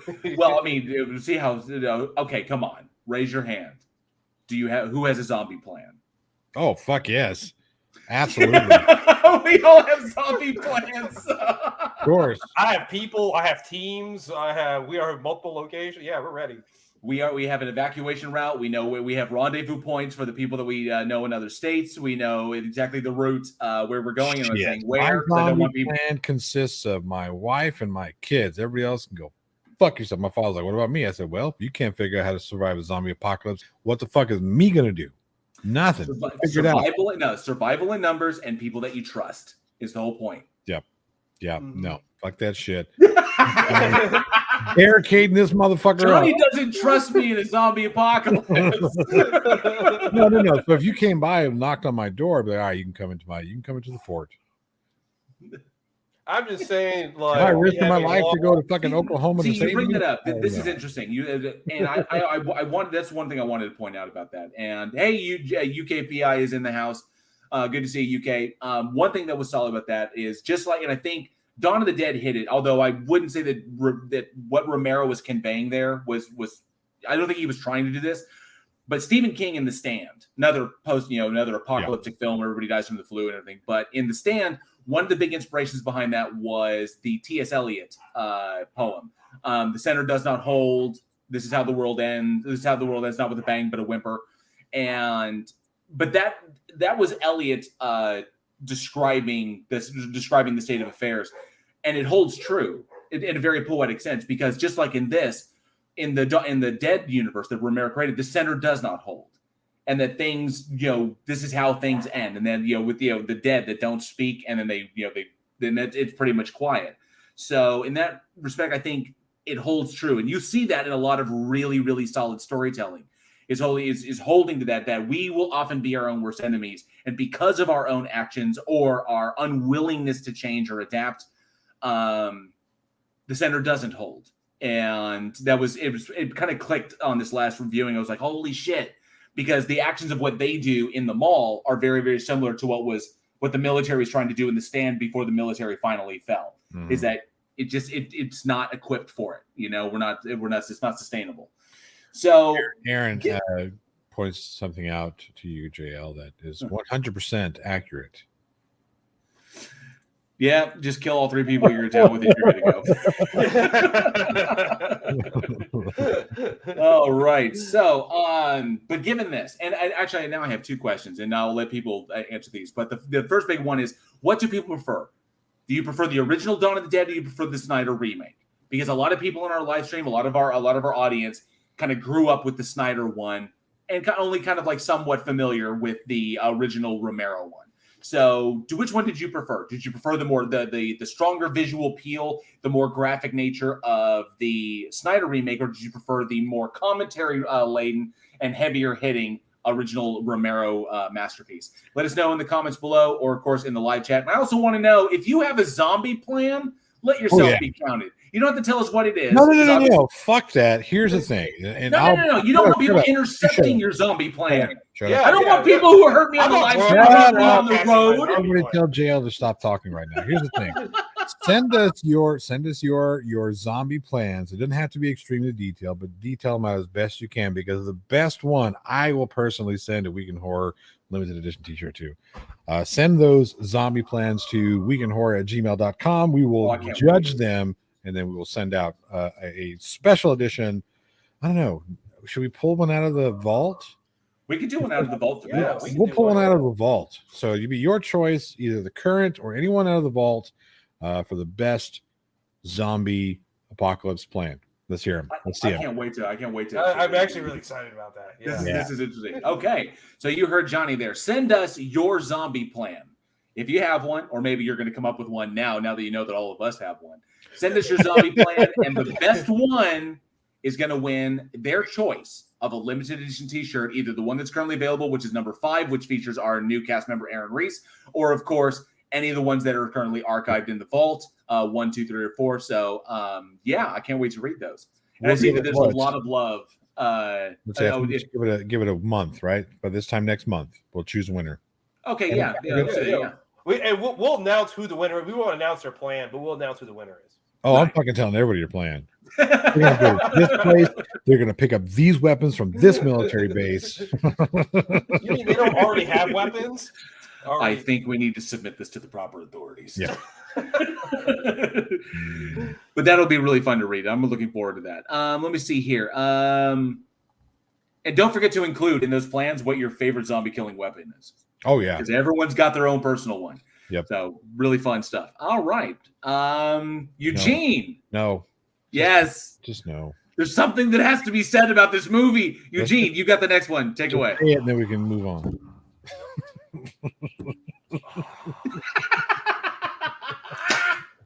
So this, we're not going to be on this one a lot. Just knock it out of the park so I can show the trailer. Just introduce it, show the trailer, break it down so we can do it. So this movie's called Released April 23rd. No, it's not that movie. That's actually another movie. You're right. Wow. No, seriously. It's another film. It's another movie. This is called Rattlers, that was released in 1976. And let's take a look at this trailer, I guess. Is it a trailer? Yeah, I guess you're going to... Rattlers, a nightmare of horror.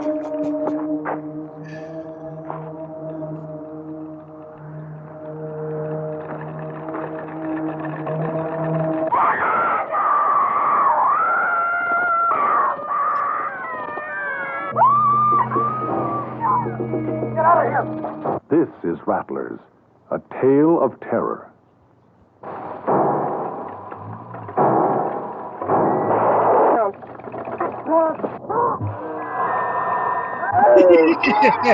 This is Rattlers. What a way to die.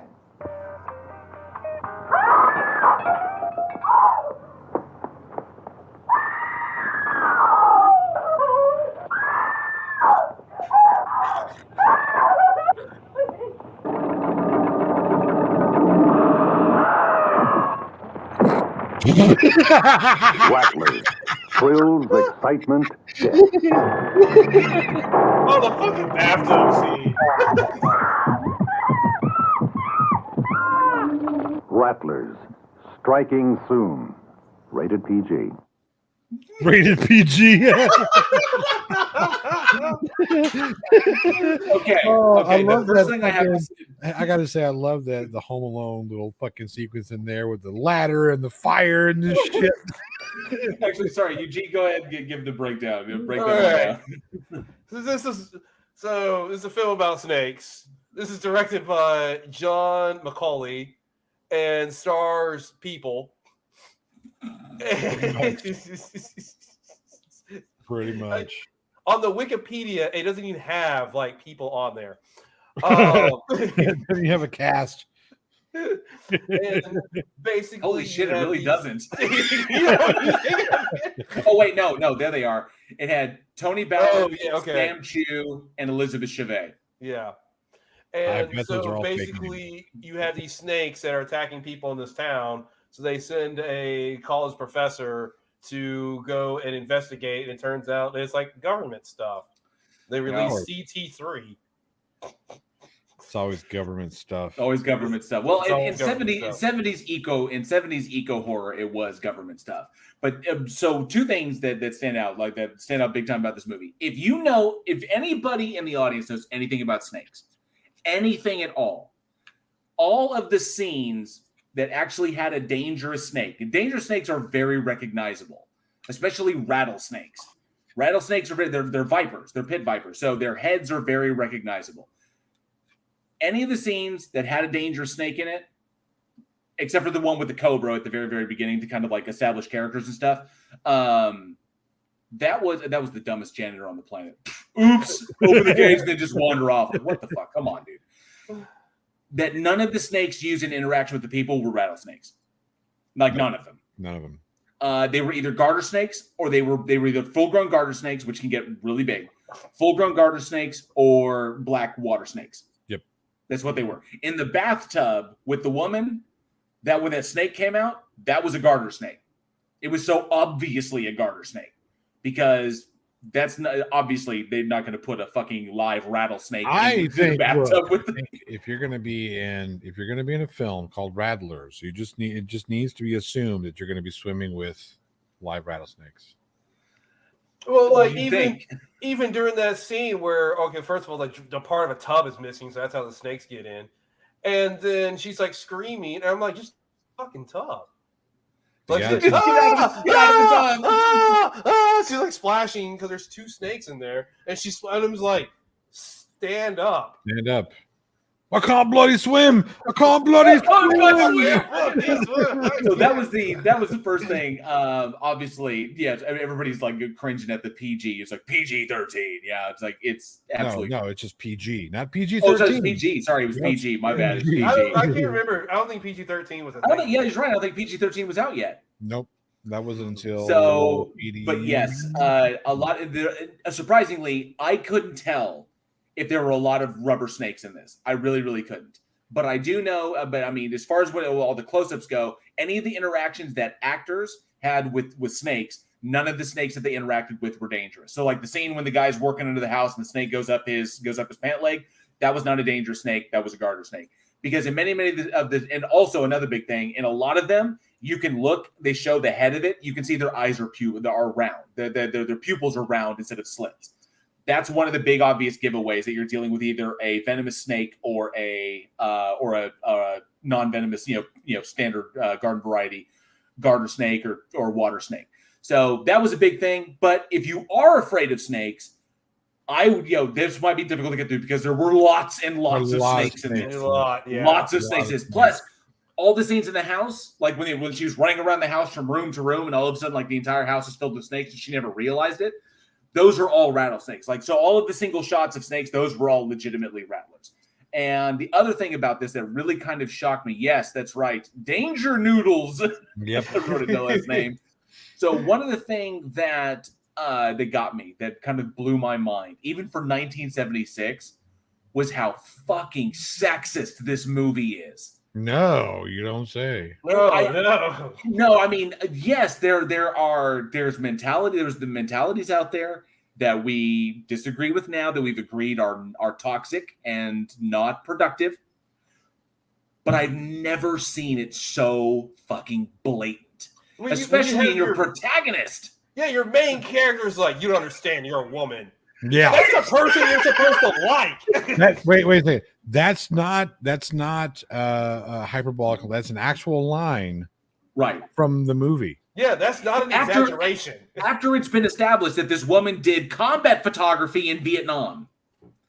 So she spent time in a war zone doing combat photography, came over here, she's going to help you photograph some snakes, and you just don't understand it. Like, and she just, but the fucked up thing, it just rolls off. It's like, yeah. She's like, she's not offended by this. She's like, yeah, you're probably right. Probably. Let me go make you a sandwich.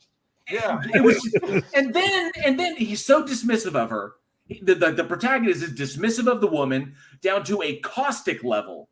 Eventually, kind of like, okay, I begrudgingly accept your presence here. You're useful in some situations. You're not going to just run off and get yourself killed. Not to mention, everyone around them is like, especially the one where he's like, do you mind if she stays here? Is like, sure, she can. I have no problem staying here with this, fine piece of ass. And I'm like, what? He calls her sexy. He was like, and she's just like, oh, he thinks I'm sexy. It's so disturbing how bad this was. Because in a nightmare of snakes biting me, that's the first thing I'm going to be thinking about is how my snake can bite a woman.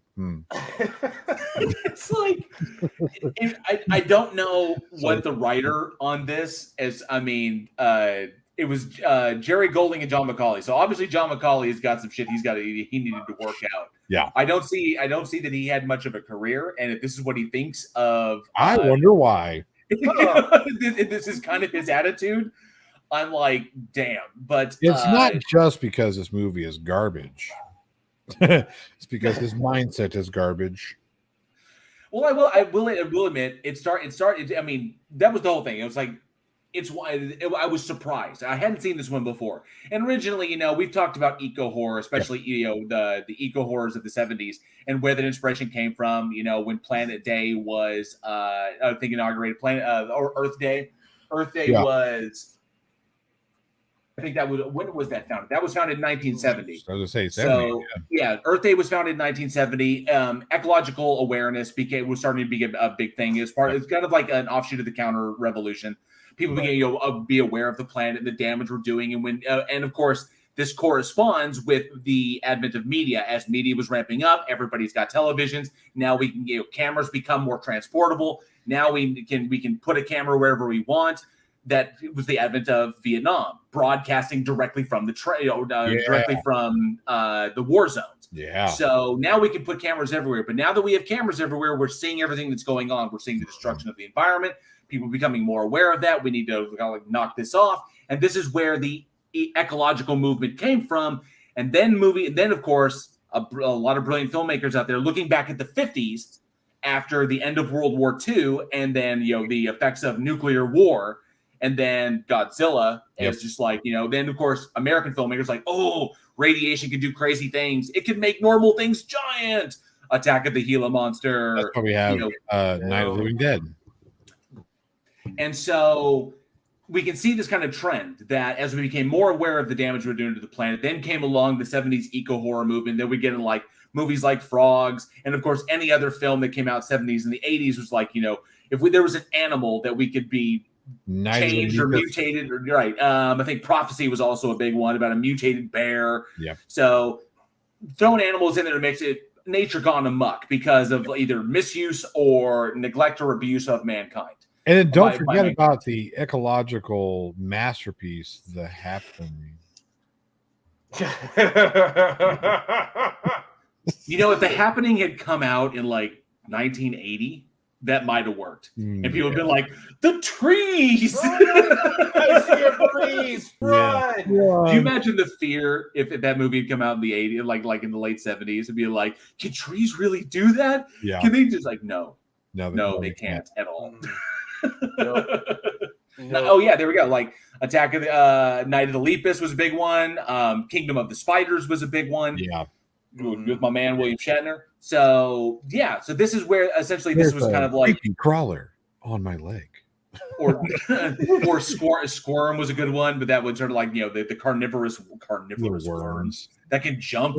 That was always weird. But yeah, so the problem was that this was, I think, coming in. This was an example of kind of like the diminishing returns of this, unless you had something really solid you could offer. Like Frogs was effective, and people still talk about it today. Night of the Lepus, obviously, for just how bad that movie was, and then of course because it's a bunch of fucking rabbits. It's rabbits, yeah. It's just that movie. It's a fun movie. Rodin Last Name brings up Food of the Gods, which was and then of course about the island with the giant animals on it. Yeah, So unfortunately, it's changed. We don't see this kind of ecological horror nowadays. We see it going differently. I think the most recent that was we did recently with Jim Ojala's latest film when we had him on the show. Oh yeah. So his one kind of fell into this category, but you don't see it a lot nowadays. You see not really animals turning against people, but you see like nature turning against people. Yeah, I was gonna say ecological horror is like the day after tomorrow, the climate or space, asteroids, and you get like the ruins, stuff like that. Right. Yeah. But yeah, I mean, this going back to Rattlers, it's terrible on it's not shot well. No, it's characters aren't likable in any sense of the snakes. If you're stupid, the snakes can be kind of scary. For example, like I don't know what to do. There's snakes. I felt like you can just casually walk out of the house. Yeah, right. Yeah. If you were cool, snakes. Let me. And to answer a question, what's his name? Shinju said PG, no titties. That's just messed up. And it's like actually, if you look closely, there's a little bit of titties in there because one of the people that survived is in the hospital, and when they come in to like question him and get his the events, they get the hero, the asshole hero, and his. I guess the girl following him around. They go in and ask him questions. He is looking at a Playboy, and then he quickly because covers of course it. He is. He quickly covers it up when they come, and then when they leave, he's like, "Huh, porn." And that was pretty much it. That's the only titties you're going to see. Let me get back to business. I remember being in a room like this once. I had a magazine just like this. Let me show you what my snake can do. You got your spitting cobra, I got mine. Triggered Limey's in the house says, hello, you beautiful bastards. Good to see you, Triggered Limey. Thank you so much for being here. But yeah, but that's the thing that really shocked me about this one. Even though I'll always dig an eco horror, especially the old eco horrors of the 70s and the 80s. What bugged me about this one was just how blatantly misogynistic this movie was. Typically, it's not as extreme, especially not on behalf of the protagonist. And it was bad. And I was like, you think about just flat out, people flat out making comments that would get them just like rocked. So yeah, I was gonna say, think about horror films. We still have those characters in horror films. They're just usually one of the first to die. They're usually easily. They're like the bad guy or the bad guy asshole or something. Not the guy you're supposed to be like rooting for. Yeah. Oh, disturbing. But nonetheless, yeah. I mean, that was the one thing that shocked me about this one. But to recommend, if you are afraid of snakes, if you do fear snakes, this might be a tough one to get through. Just like Arachnophobia.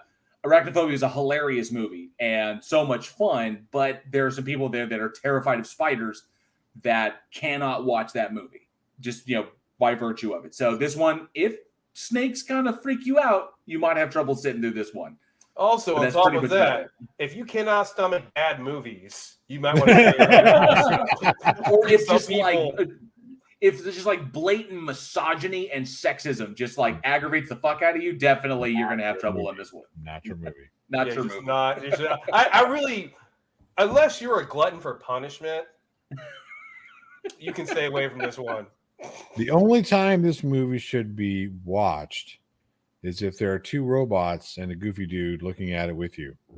Yeah, because it is featured on Mystery Science Theater 3000, by the way. Yes, it is. Yes. It is. That's probably the better version to watch. That's the only version to watch. Oh, man. Ask this question. Let's get on to this next one. Yeah, let's get on it. Yeah, we're done with this one. I felt like some people already answered this question. Sydney said, get out of my sex life. Oh, man. And yeah, I have seen Track of the Moon Beast, and it's terrible. We have that one coming up this season. I'm looking forward to it. Alert for that episode, or like I'm sick that day. That's the best part. Well, no, I put the schedule out, so you know where it's coming out. So we have a schedule.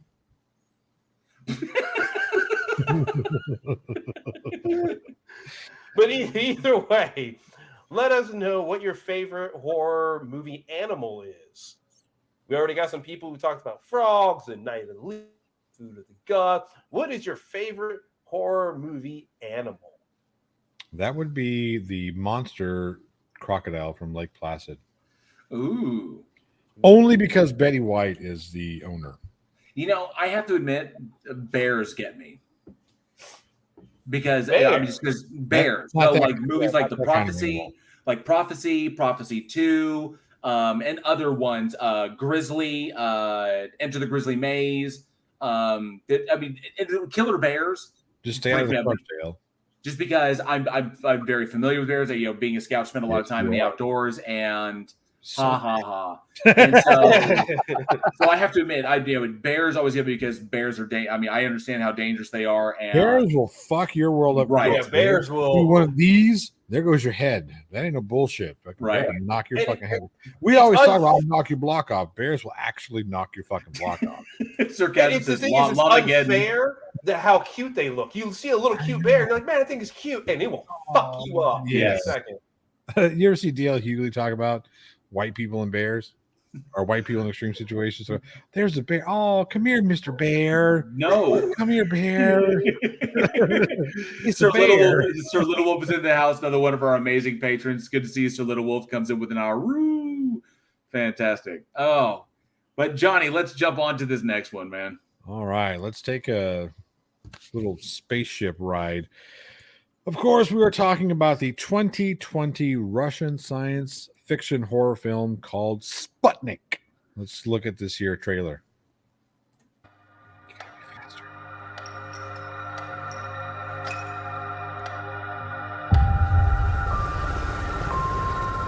Судя по всему, на орбите произошел некий инцидент.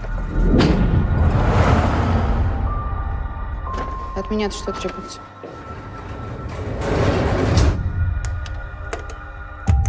Семирадов моя фамилия. Требуется ваша консультация. Зачем они меня задержат? Можете объяснить?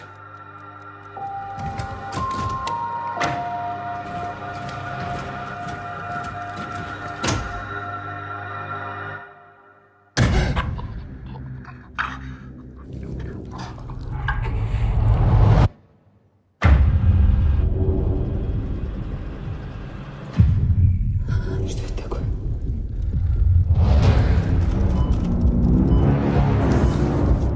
Что, Снежникова? Он ничего не знает об этом. Ваша, моя задача – это разделить паразита и носителя. Чего еще от меня надо? Если я руковожу исследованием, почему от меня по-прежнему все скрывают? Мы рискуем жизнью человека. Герой Советского Союза. Если герой, значит готов ко всему. В том числе и пожертвовать собой.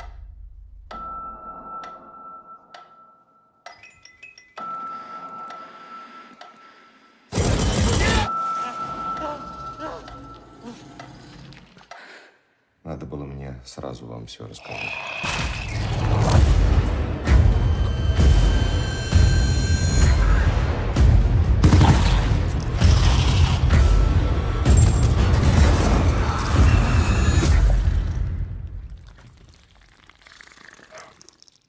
Бегите.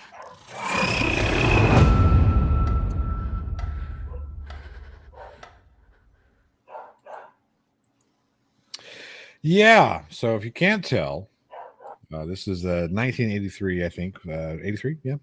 During the last hot period of the Cold War, 2 Russian cosmonauts engaged in an orbital research mission, experienced something inexplicable while returning to Earth. So basically, what we have here is the Russian version of Alien. And that's all I have to say about that.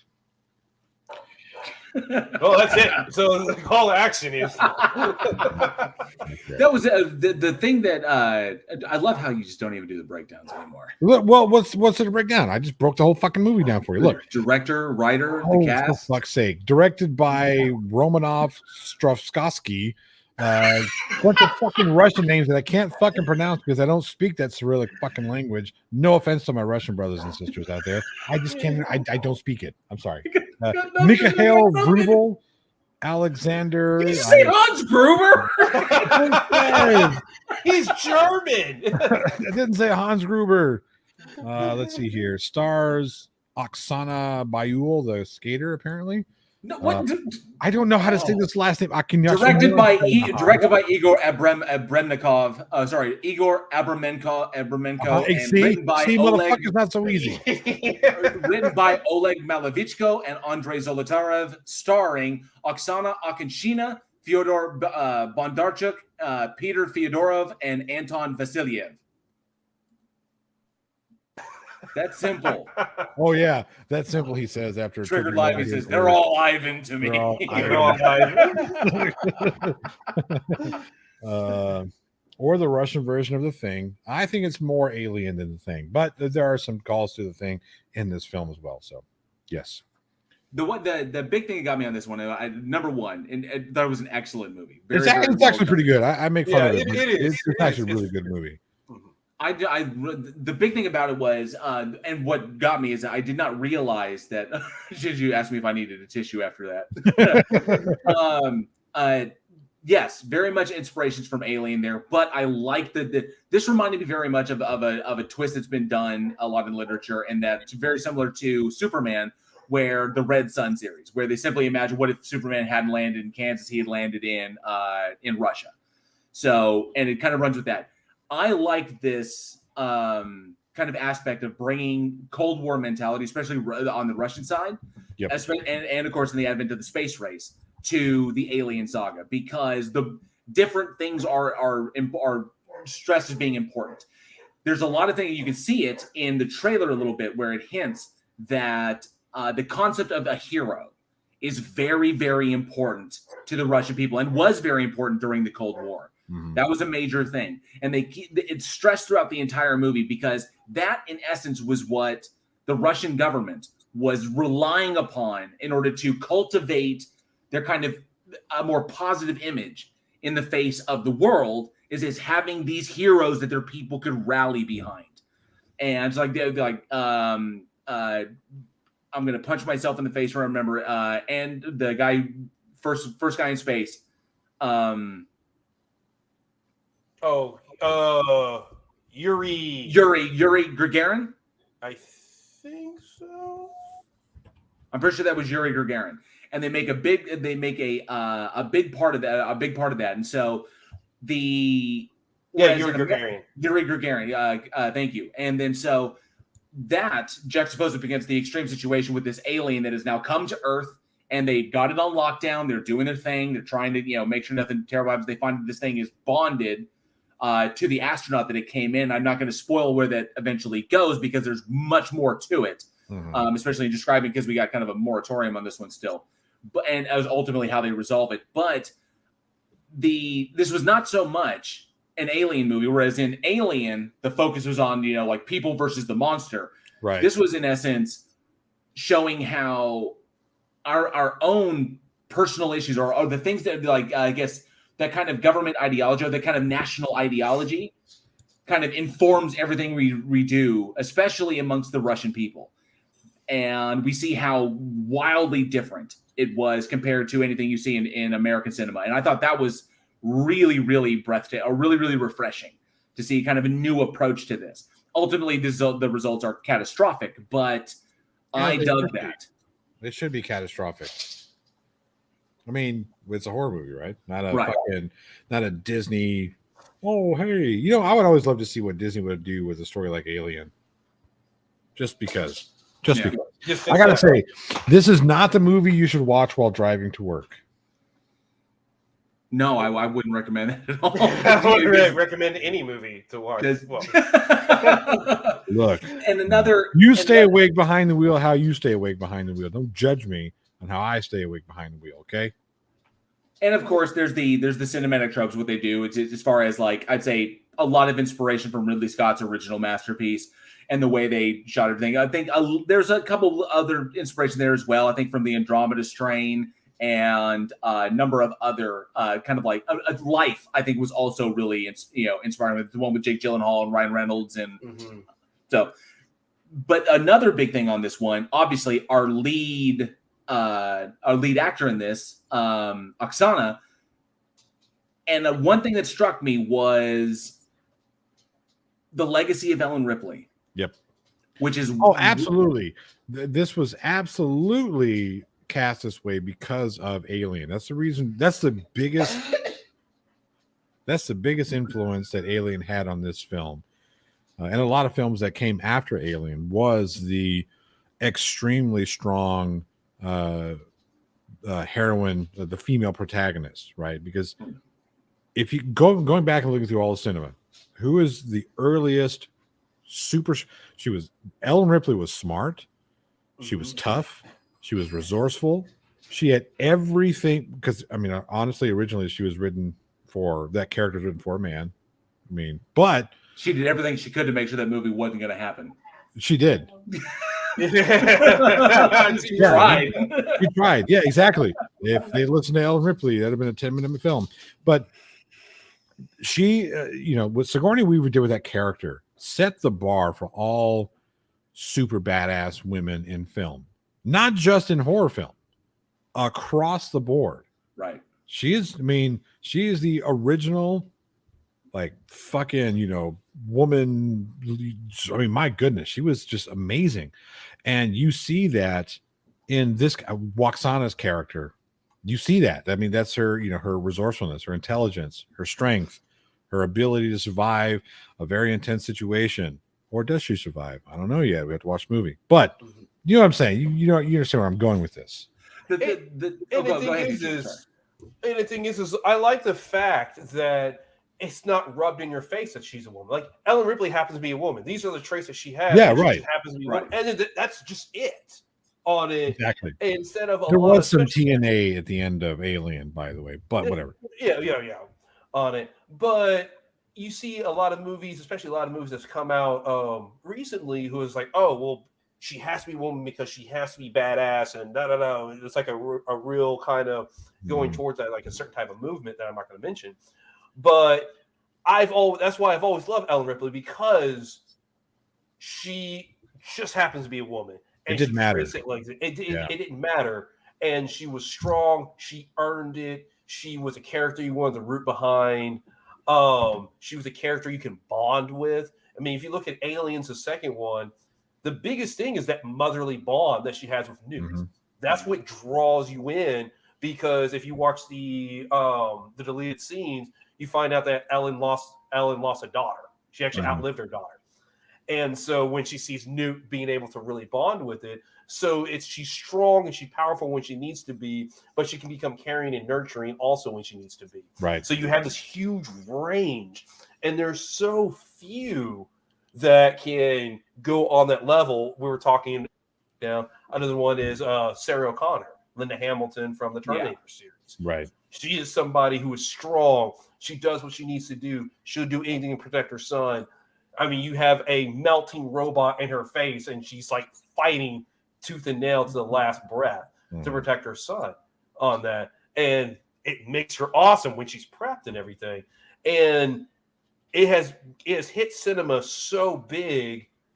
Ellen Ripley, Sarah Connor, and a few others out there that you can just go behind. Yeah. We will be talking about Ellen Ripley 100 years from now, long after Sigourney Weaver. Absolutely. It's a legacy, obviously, that is quite large, and I think, unfortunately, not either by virtue of writing that not a lot of actresses have been able to really been given the opportunity to try and carry that mantle as well. And unfortunately, the few that have, it doesn't really follow through, and that's either just acting wise, or that I would actually blame writing. Is that I was going to say the same thing, writing or directing. Writing or directing doesn't give the opportunity for a lot of people to carry this. One of the very few, and I'm glad that you brought it up, was Linda Hamilton, who very much went through the similar arc that Ellen Ripley did. Ellen Ripley starts off as like the third in command on a mining freighter, and she's rolling in. All of a sudden, she's put in this extreme situation. She comes to aliens, and she's an absolute freaking badass. And we can thank James Cameron for this. Did the exact same thing with Linda Hamilton. Linda Hamilton starts out, she's a waitress. Then all of a sudden, she's like, destroyer of Terminators and stuff. But I can see a little bit of that, of the similarities between Ripley and Alien and Sarah Connor in the Terminator. But I would argue that Ellen Ripley was a stronger character just from the beginning. Agreed, yeah. Much stronger character, because Ellen Ripley doesn't panic. Right. Exactly. And I think that's because she's military. She's military from the front. I mean, she's an officer. She's been through the shit. She's been through obviously she's been through basic. And that's why she never panics. She doesn't get emotional when it comes down to having to make hard decisions, because these are decisions that have to be made. This is the job that we said that we were going to do, and she keeps getting undermined at every turn. Whereas, but obviously both of them going into two suffer from extreme PTSD and dealing with what they have to deal with. But in this one, the legacy has been difficult to carry. And the few that have come along and have tried to carry it beyond Sigourney Weaver, beyond Linda Hamilton, haven't been given really the opportunity. I think one of the closest ones was an Alien Covenant, when they tried to set that upon that hero. And unfortunately, I think the writing did a grand disservice. And it didn't come off. Mm-hmm. But this one, Sputnik, I think this actress carries it well. And looking at it, because I had to go back and watch it twice, and going with her on her arc, it's very much, especially there's a woman, not any of the action moments or taking on or confronting the alien or doing what she does, but it's that moment when she realizes she's not being given all the information she needs to do her job. Right. It's like, you brought me here to do something, and you are keeping information from me that is vital, and I need this information. And the way she goes about getting it is not what you'd anticipate, not what you'd expect. And I think it was brilliantly written.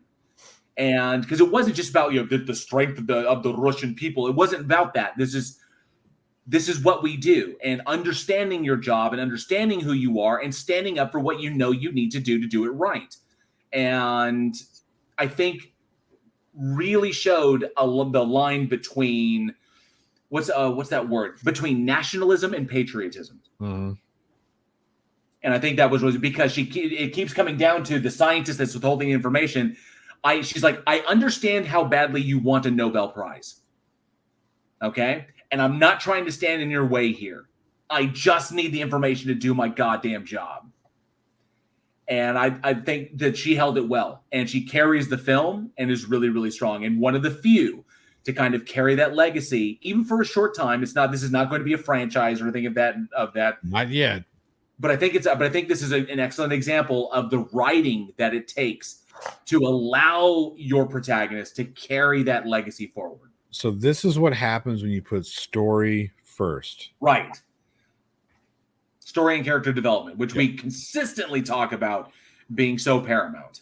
Yep. Yes. It's not important in slasher films, but in this type of film, it is extremely important because at the end of the day, if nobody gives a shit about the protagonist, then nobody gives a shit what happens. And then it's just a fucking fodder. It's just, oh, okay, cool. Whatever. Rodinella says Ripley was not in the military. She was a commercial flight officer, more akin to an airline pilot. I was pretty sure that she was a lieutenant. I think he's right because even in the first ship that they were on, it wasn't a military ship. The Nostromo, yeah. Yeah, and I think she was just like technically like a flight officer, right, on it. And they may, and even then, they may use a rank lieutenant, but I don't think she was actual military. I thought that the difference was always like Air Force to Marines. No, she was essentially Air Force, and that's essentially what they were relegated to as far as flying planes, as far as flying ships. That was my understanding, but I could be absolutely wrong. So she's a warrant officer. She's a warrant officer. Yeah, Ripley. She was a warrant officer aboard the Nostromo. Because warrant officer is a military rank. Yeah, she was a warrant officer. Hey, typically warrant officers do. I know in the Army, warrant officers fly. Yeah, I'm pretty sure that she wasn't trained for combat. She was trained for flight. Is essentially what she was. So I always saw it as kind of like the futuristic version difference between Air Force and the actual Marines. And the actual Marines were brought up in the sequel. But as far as she was essentially Navy, you're thinking, or maybe Navy, because Weyland-Yutani had gotten so big, it utilized government contracts. It had government contracts and was utilizing those. So they obviously with government contracts, you're going to have officers on board in order to basically manage the entire operation. While you've got guys who work for Weyland-Yutani who are the working stiffs like Brett and Parker, right? Who are basically just like we're here to do the heavy lifting. And you can go do, and then you officers just kind of do your shit, And Rodinella, that's why I think she was, Rodinella saying, brother, that's why she was out of her element with the Colonial Marines. That's because it's two different branches and two different mentalities, whereas she was a flight officer and they were combat infantry. So it's kind of like, and I think they, and Starship Troopers, it's like they say flight. What was it that they said between the two branches? The mobile infantry, and flight don't mix. Exactly on that one. So okay, yeah, because typically warrant officers, a lot of helicopter pilots. There used to be a flight officer rank for pilots when pilots are going through training, stuff like that before they get commissioned as a second lieutenant. Angel Rivera says Ellen Ripley served with the U.S. Merchant Navy aboard the Zelazny, where she acted as co-pilot. The U.S. Merchant Navy. Okay, the Merchant Navy. Okay. Sarcasm says r/OT tangent.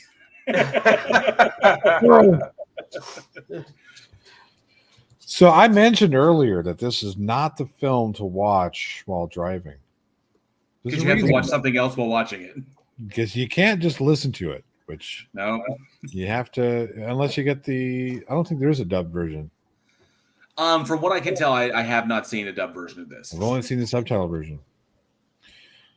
I don't know. Do you guys like to read your movies? I'm fine with subtitles. I'm fine with subtitles. Yeah. Sometimes I'm fine with subtitles. Sometimes I'm not. It just kind of depends on the film. On this one here, I think it's okay because of the character development, of the story arcs and the way that the story is put together. It's okay reading, but there are some films that it's distracting. You know what I mean? I can see that, yeah.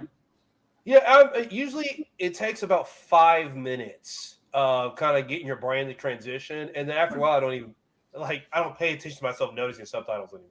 Yeah. I was just curious because that's what that's if we're done speaking about this amazing film, that's what I would like to ask the audience. Do you guys prefer subtitles or dubbed?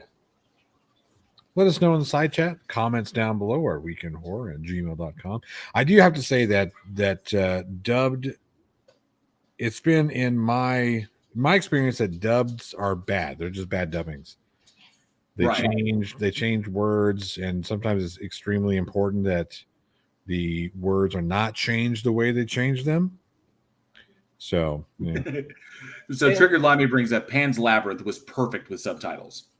And I love it with subtitles as well. But it's also helping. I mean, but if you understand enough Spanish and living in Texas, I got a lot of that, so didn't have to rely on it. But I thought it was also really well. It wasn't distracting at all. Plus, there's some of the lines, the way that they're delivered, like "un accidente." I fucking love the way Doug Jones, and it was perfect because if you heard someone speaking like that normally, you'd be like, "What the fuck?"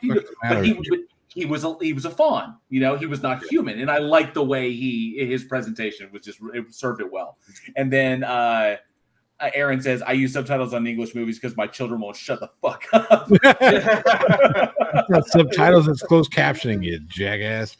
No, it does. So whatever, was it Squid Game? It's just so distracting for me that it's dubbed. Like I can just tell, it sounds weird.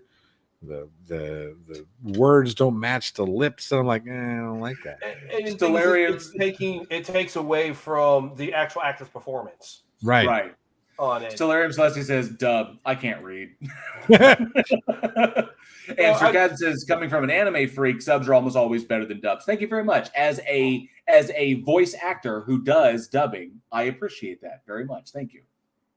I like the quote from the director of Parasite. It's like, when you're willing to read, a wonderful world of cinema will open up for you. Yep. This is true. All right. So I think it's about that time. And I know we're running a little bit long because we're like 10 minutes over right now, but that's okay. Johnny was a little bit late.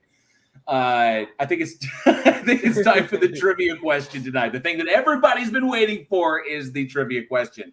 And tonight we are going to give away a limited edition number 5 t-shirt while they are still in the store. It's the new one featuring Aaron Reese as the world's best intern. Yep. So for the winner of this, if you get this one, if you're the first one in the live chat, somebody ought to bring it to the live chat real quick, just to make sure that I'm on that we get the first person, because this one's might come in kind of quick.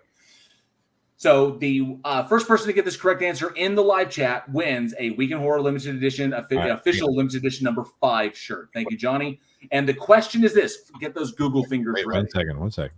Oh, you pulling it up? All right, cool. Now we're ready. There we go. And tonight's trivia question is: the Conjuring universe is the second highest grossing horror thriller film franchise behind what legendary series?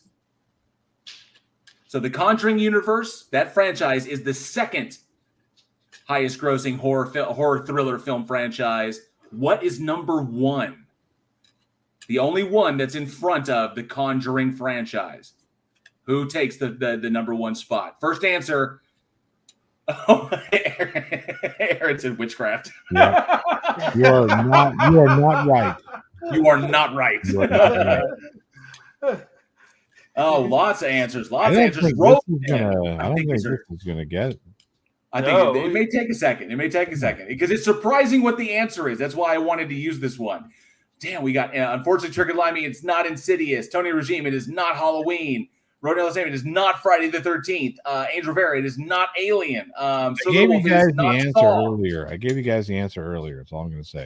The answer was it mentioned in the show. It was. I wish it was the Ernest franchise. Wrote it. I really do. Unfortunately, it was not the Triggered Limey. It was not The Exorcist, and it was not Resident Evil. Charlie Welch.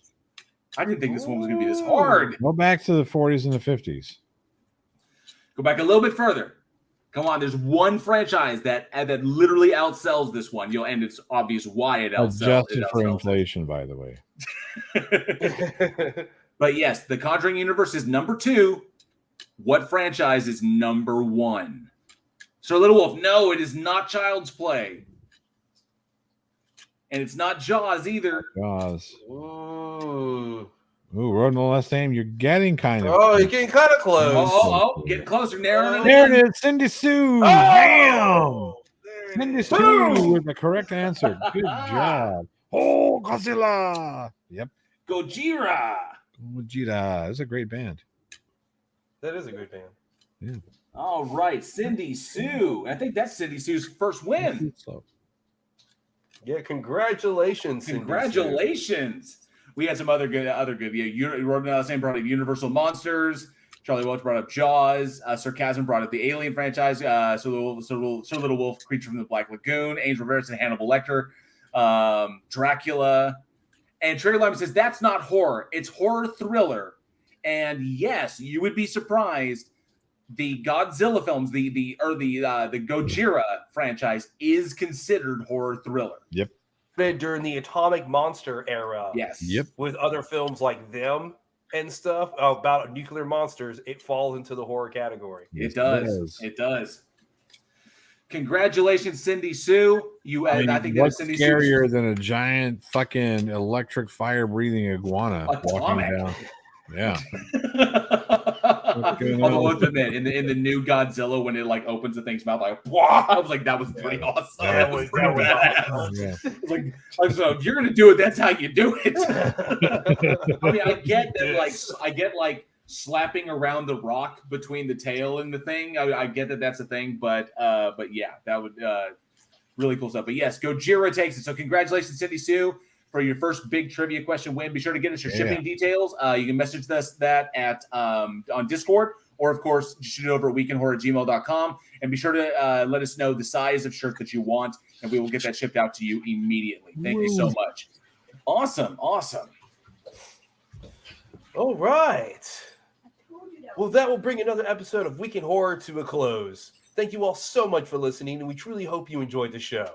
Join us next week when we look back at the terrifying Hunter horror Downrange, the Canadian alien horror Infected, the brutal Fulci horror The Beyond, and the polarizing remake, is it really polarizing? The polarizing remake of Nightmare on Elm Street. It is polarizing. Everybody fucking hates it. Exactly. I didn't want to say it was universally shit on, but I mean, well, I guess I could have said universally lamented.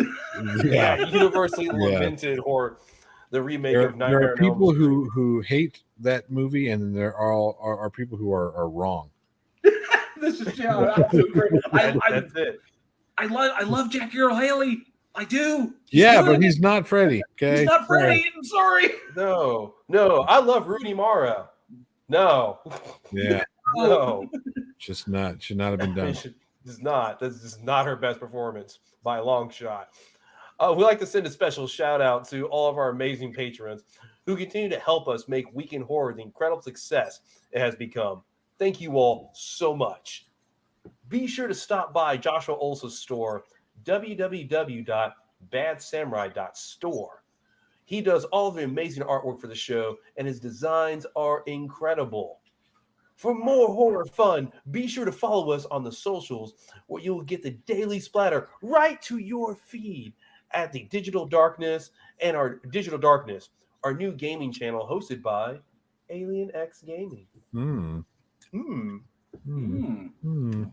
Please comment, like, subscribe, and smash that bell as if someone's #1 fan for all the latest updates from the show. Those interactions really help us appease the insatiable hunger of our dark god algorithm. Praise be thee.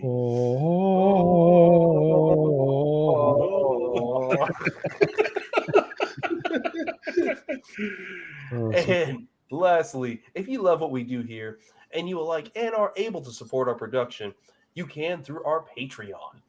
We have tiers as low as $1 a month. That's cheaper than a Walmart bin Yui Bowl film. Oh, I thought Man, you now were I a have to Walmart think bin about hooker. What's this hooker doing here?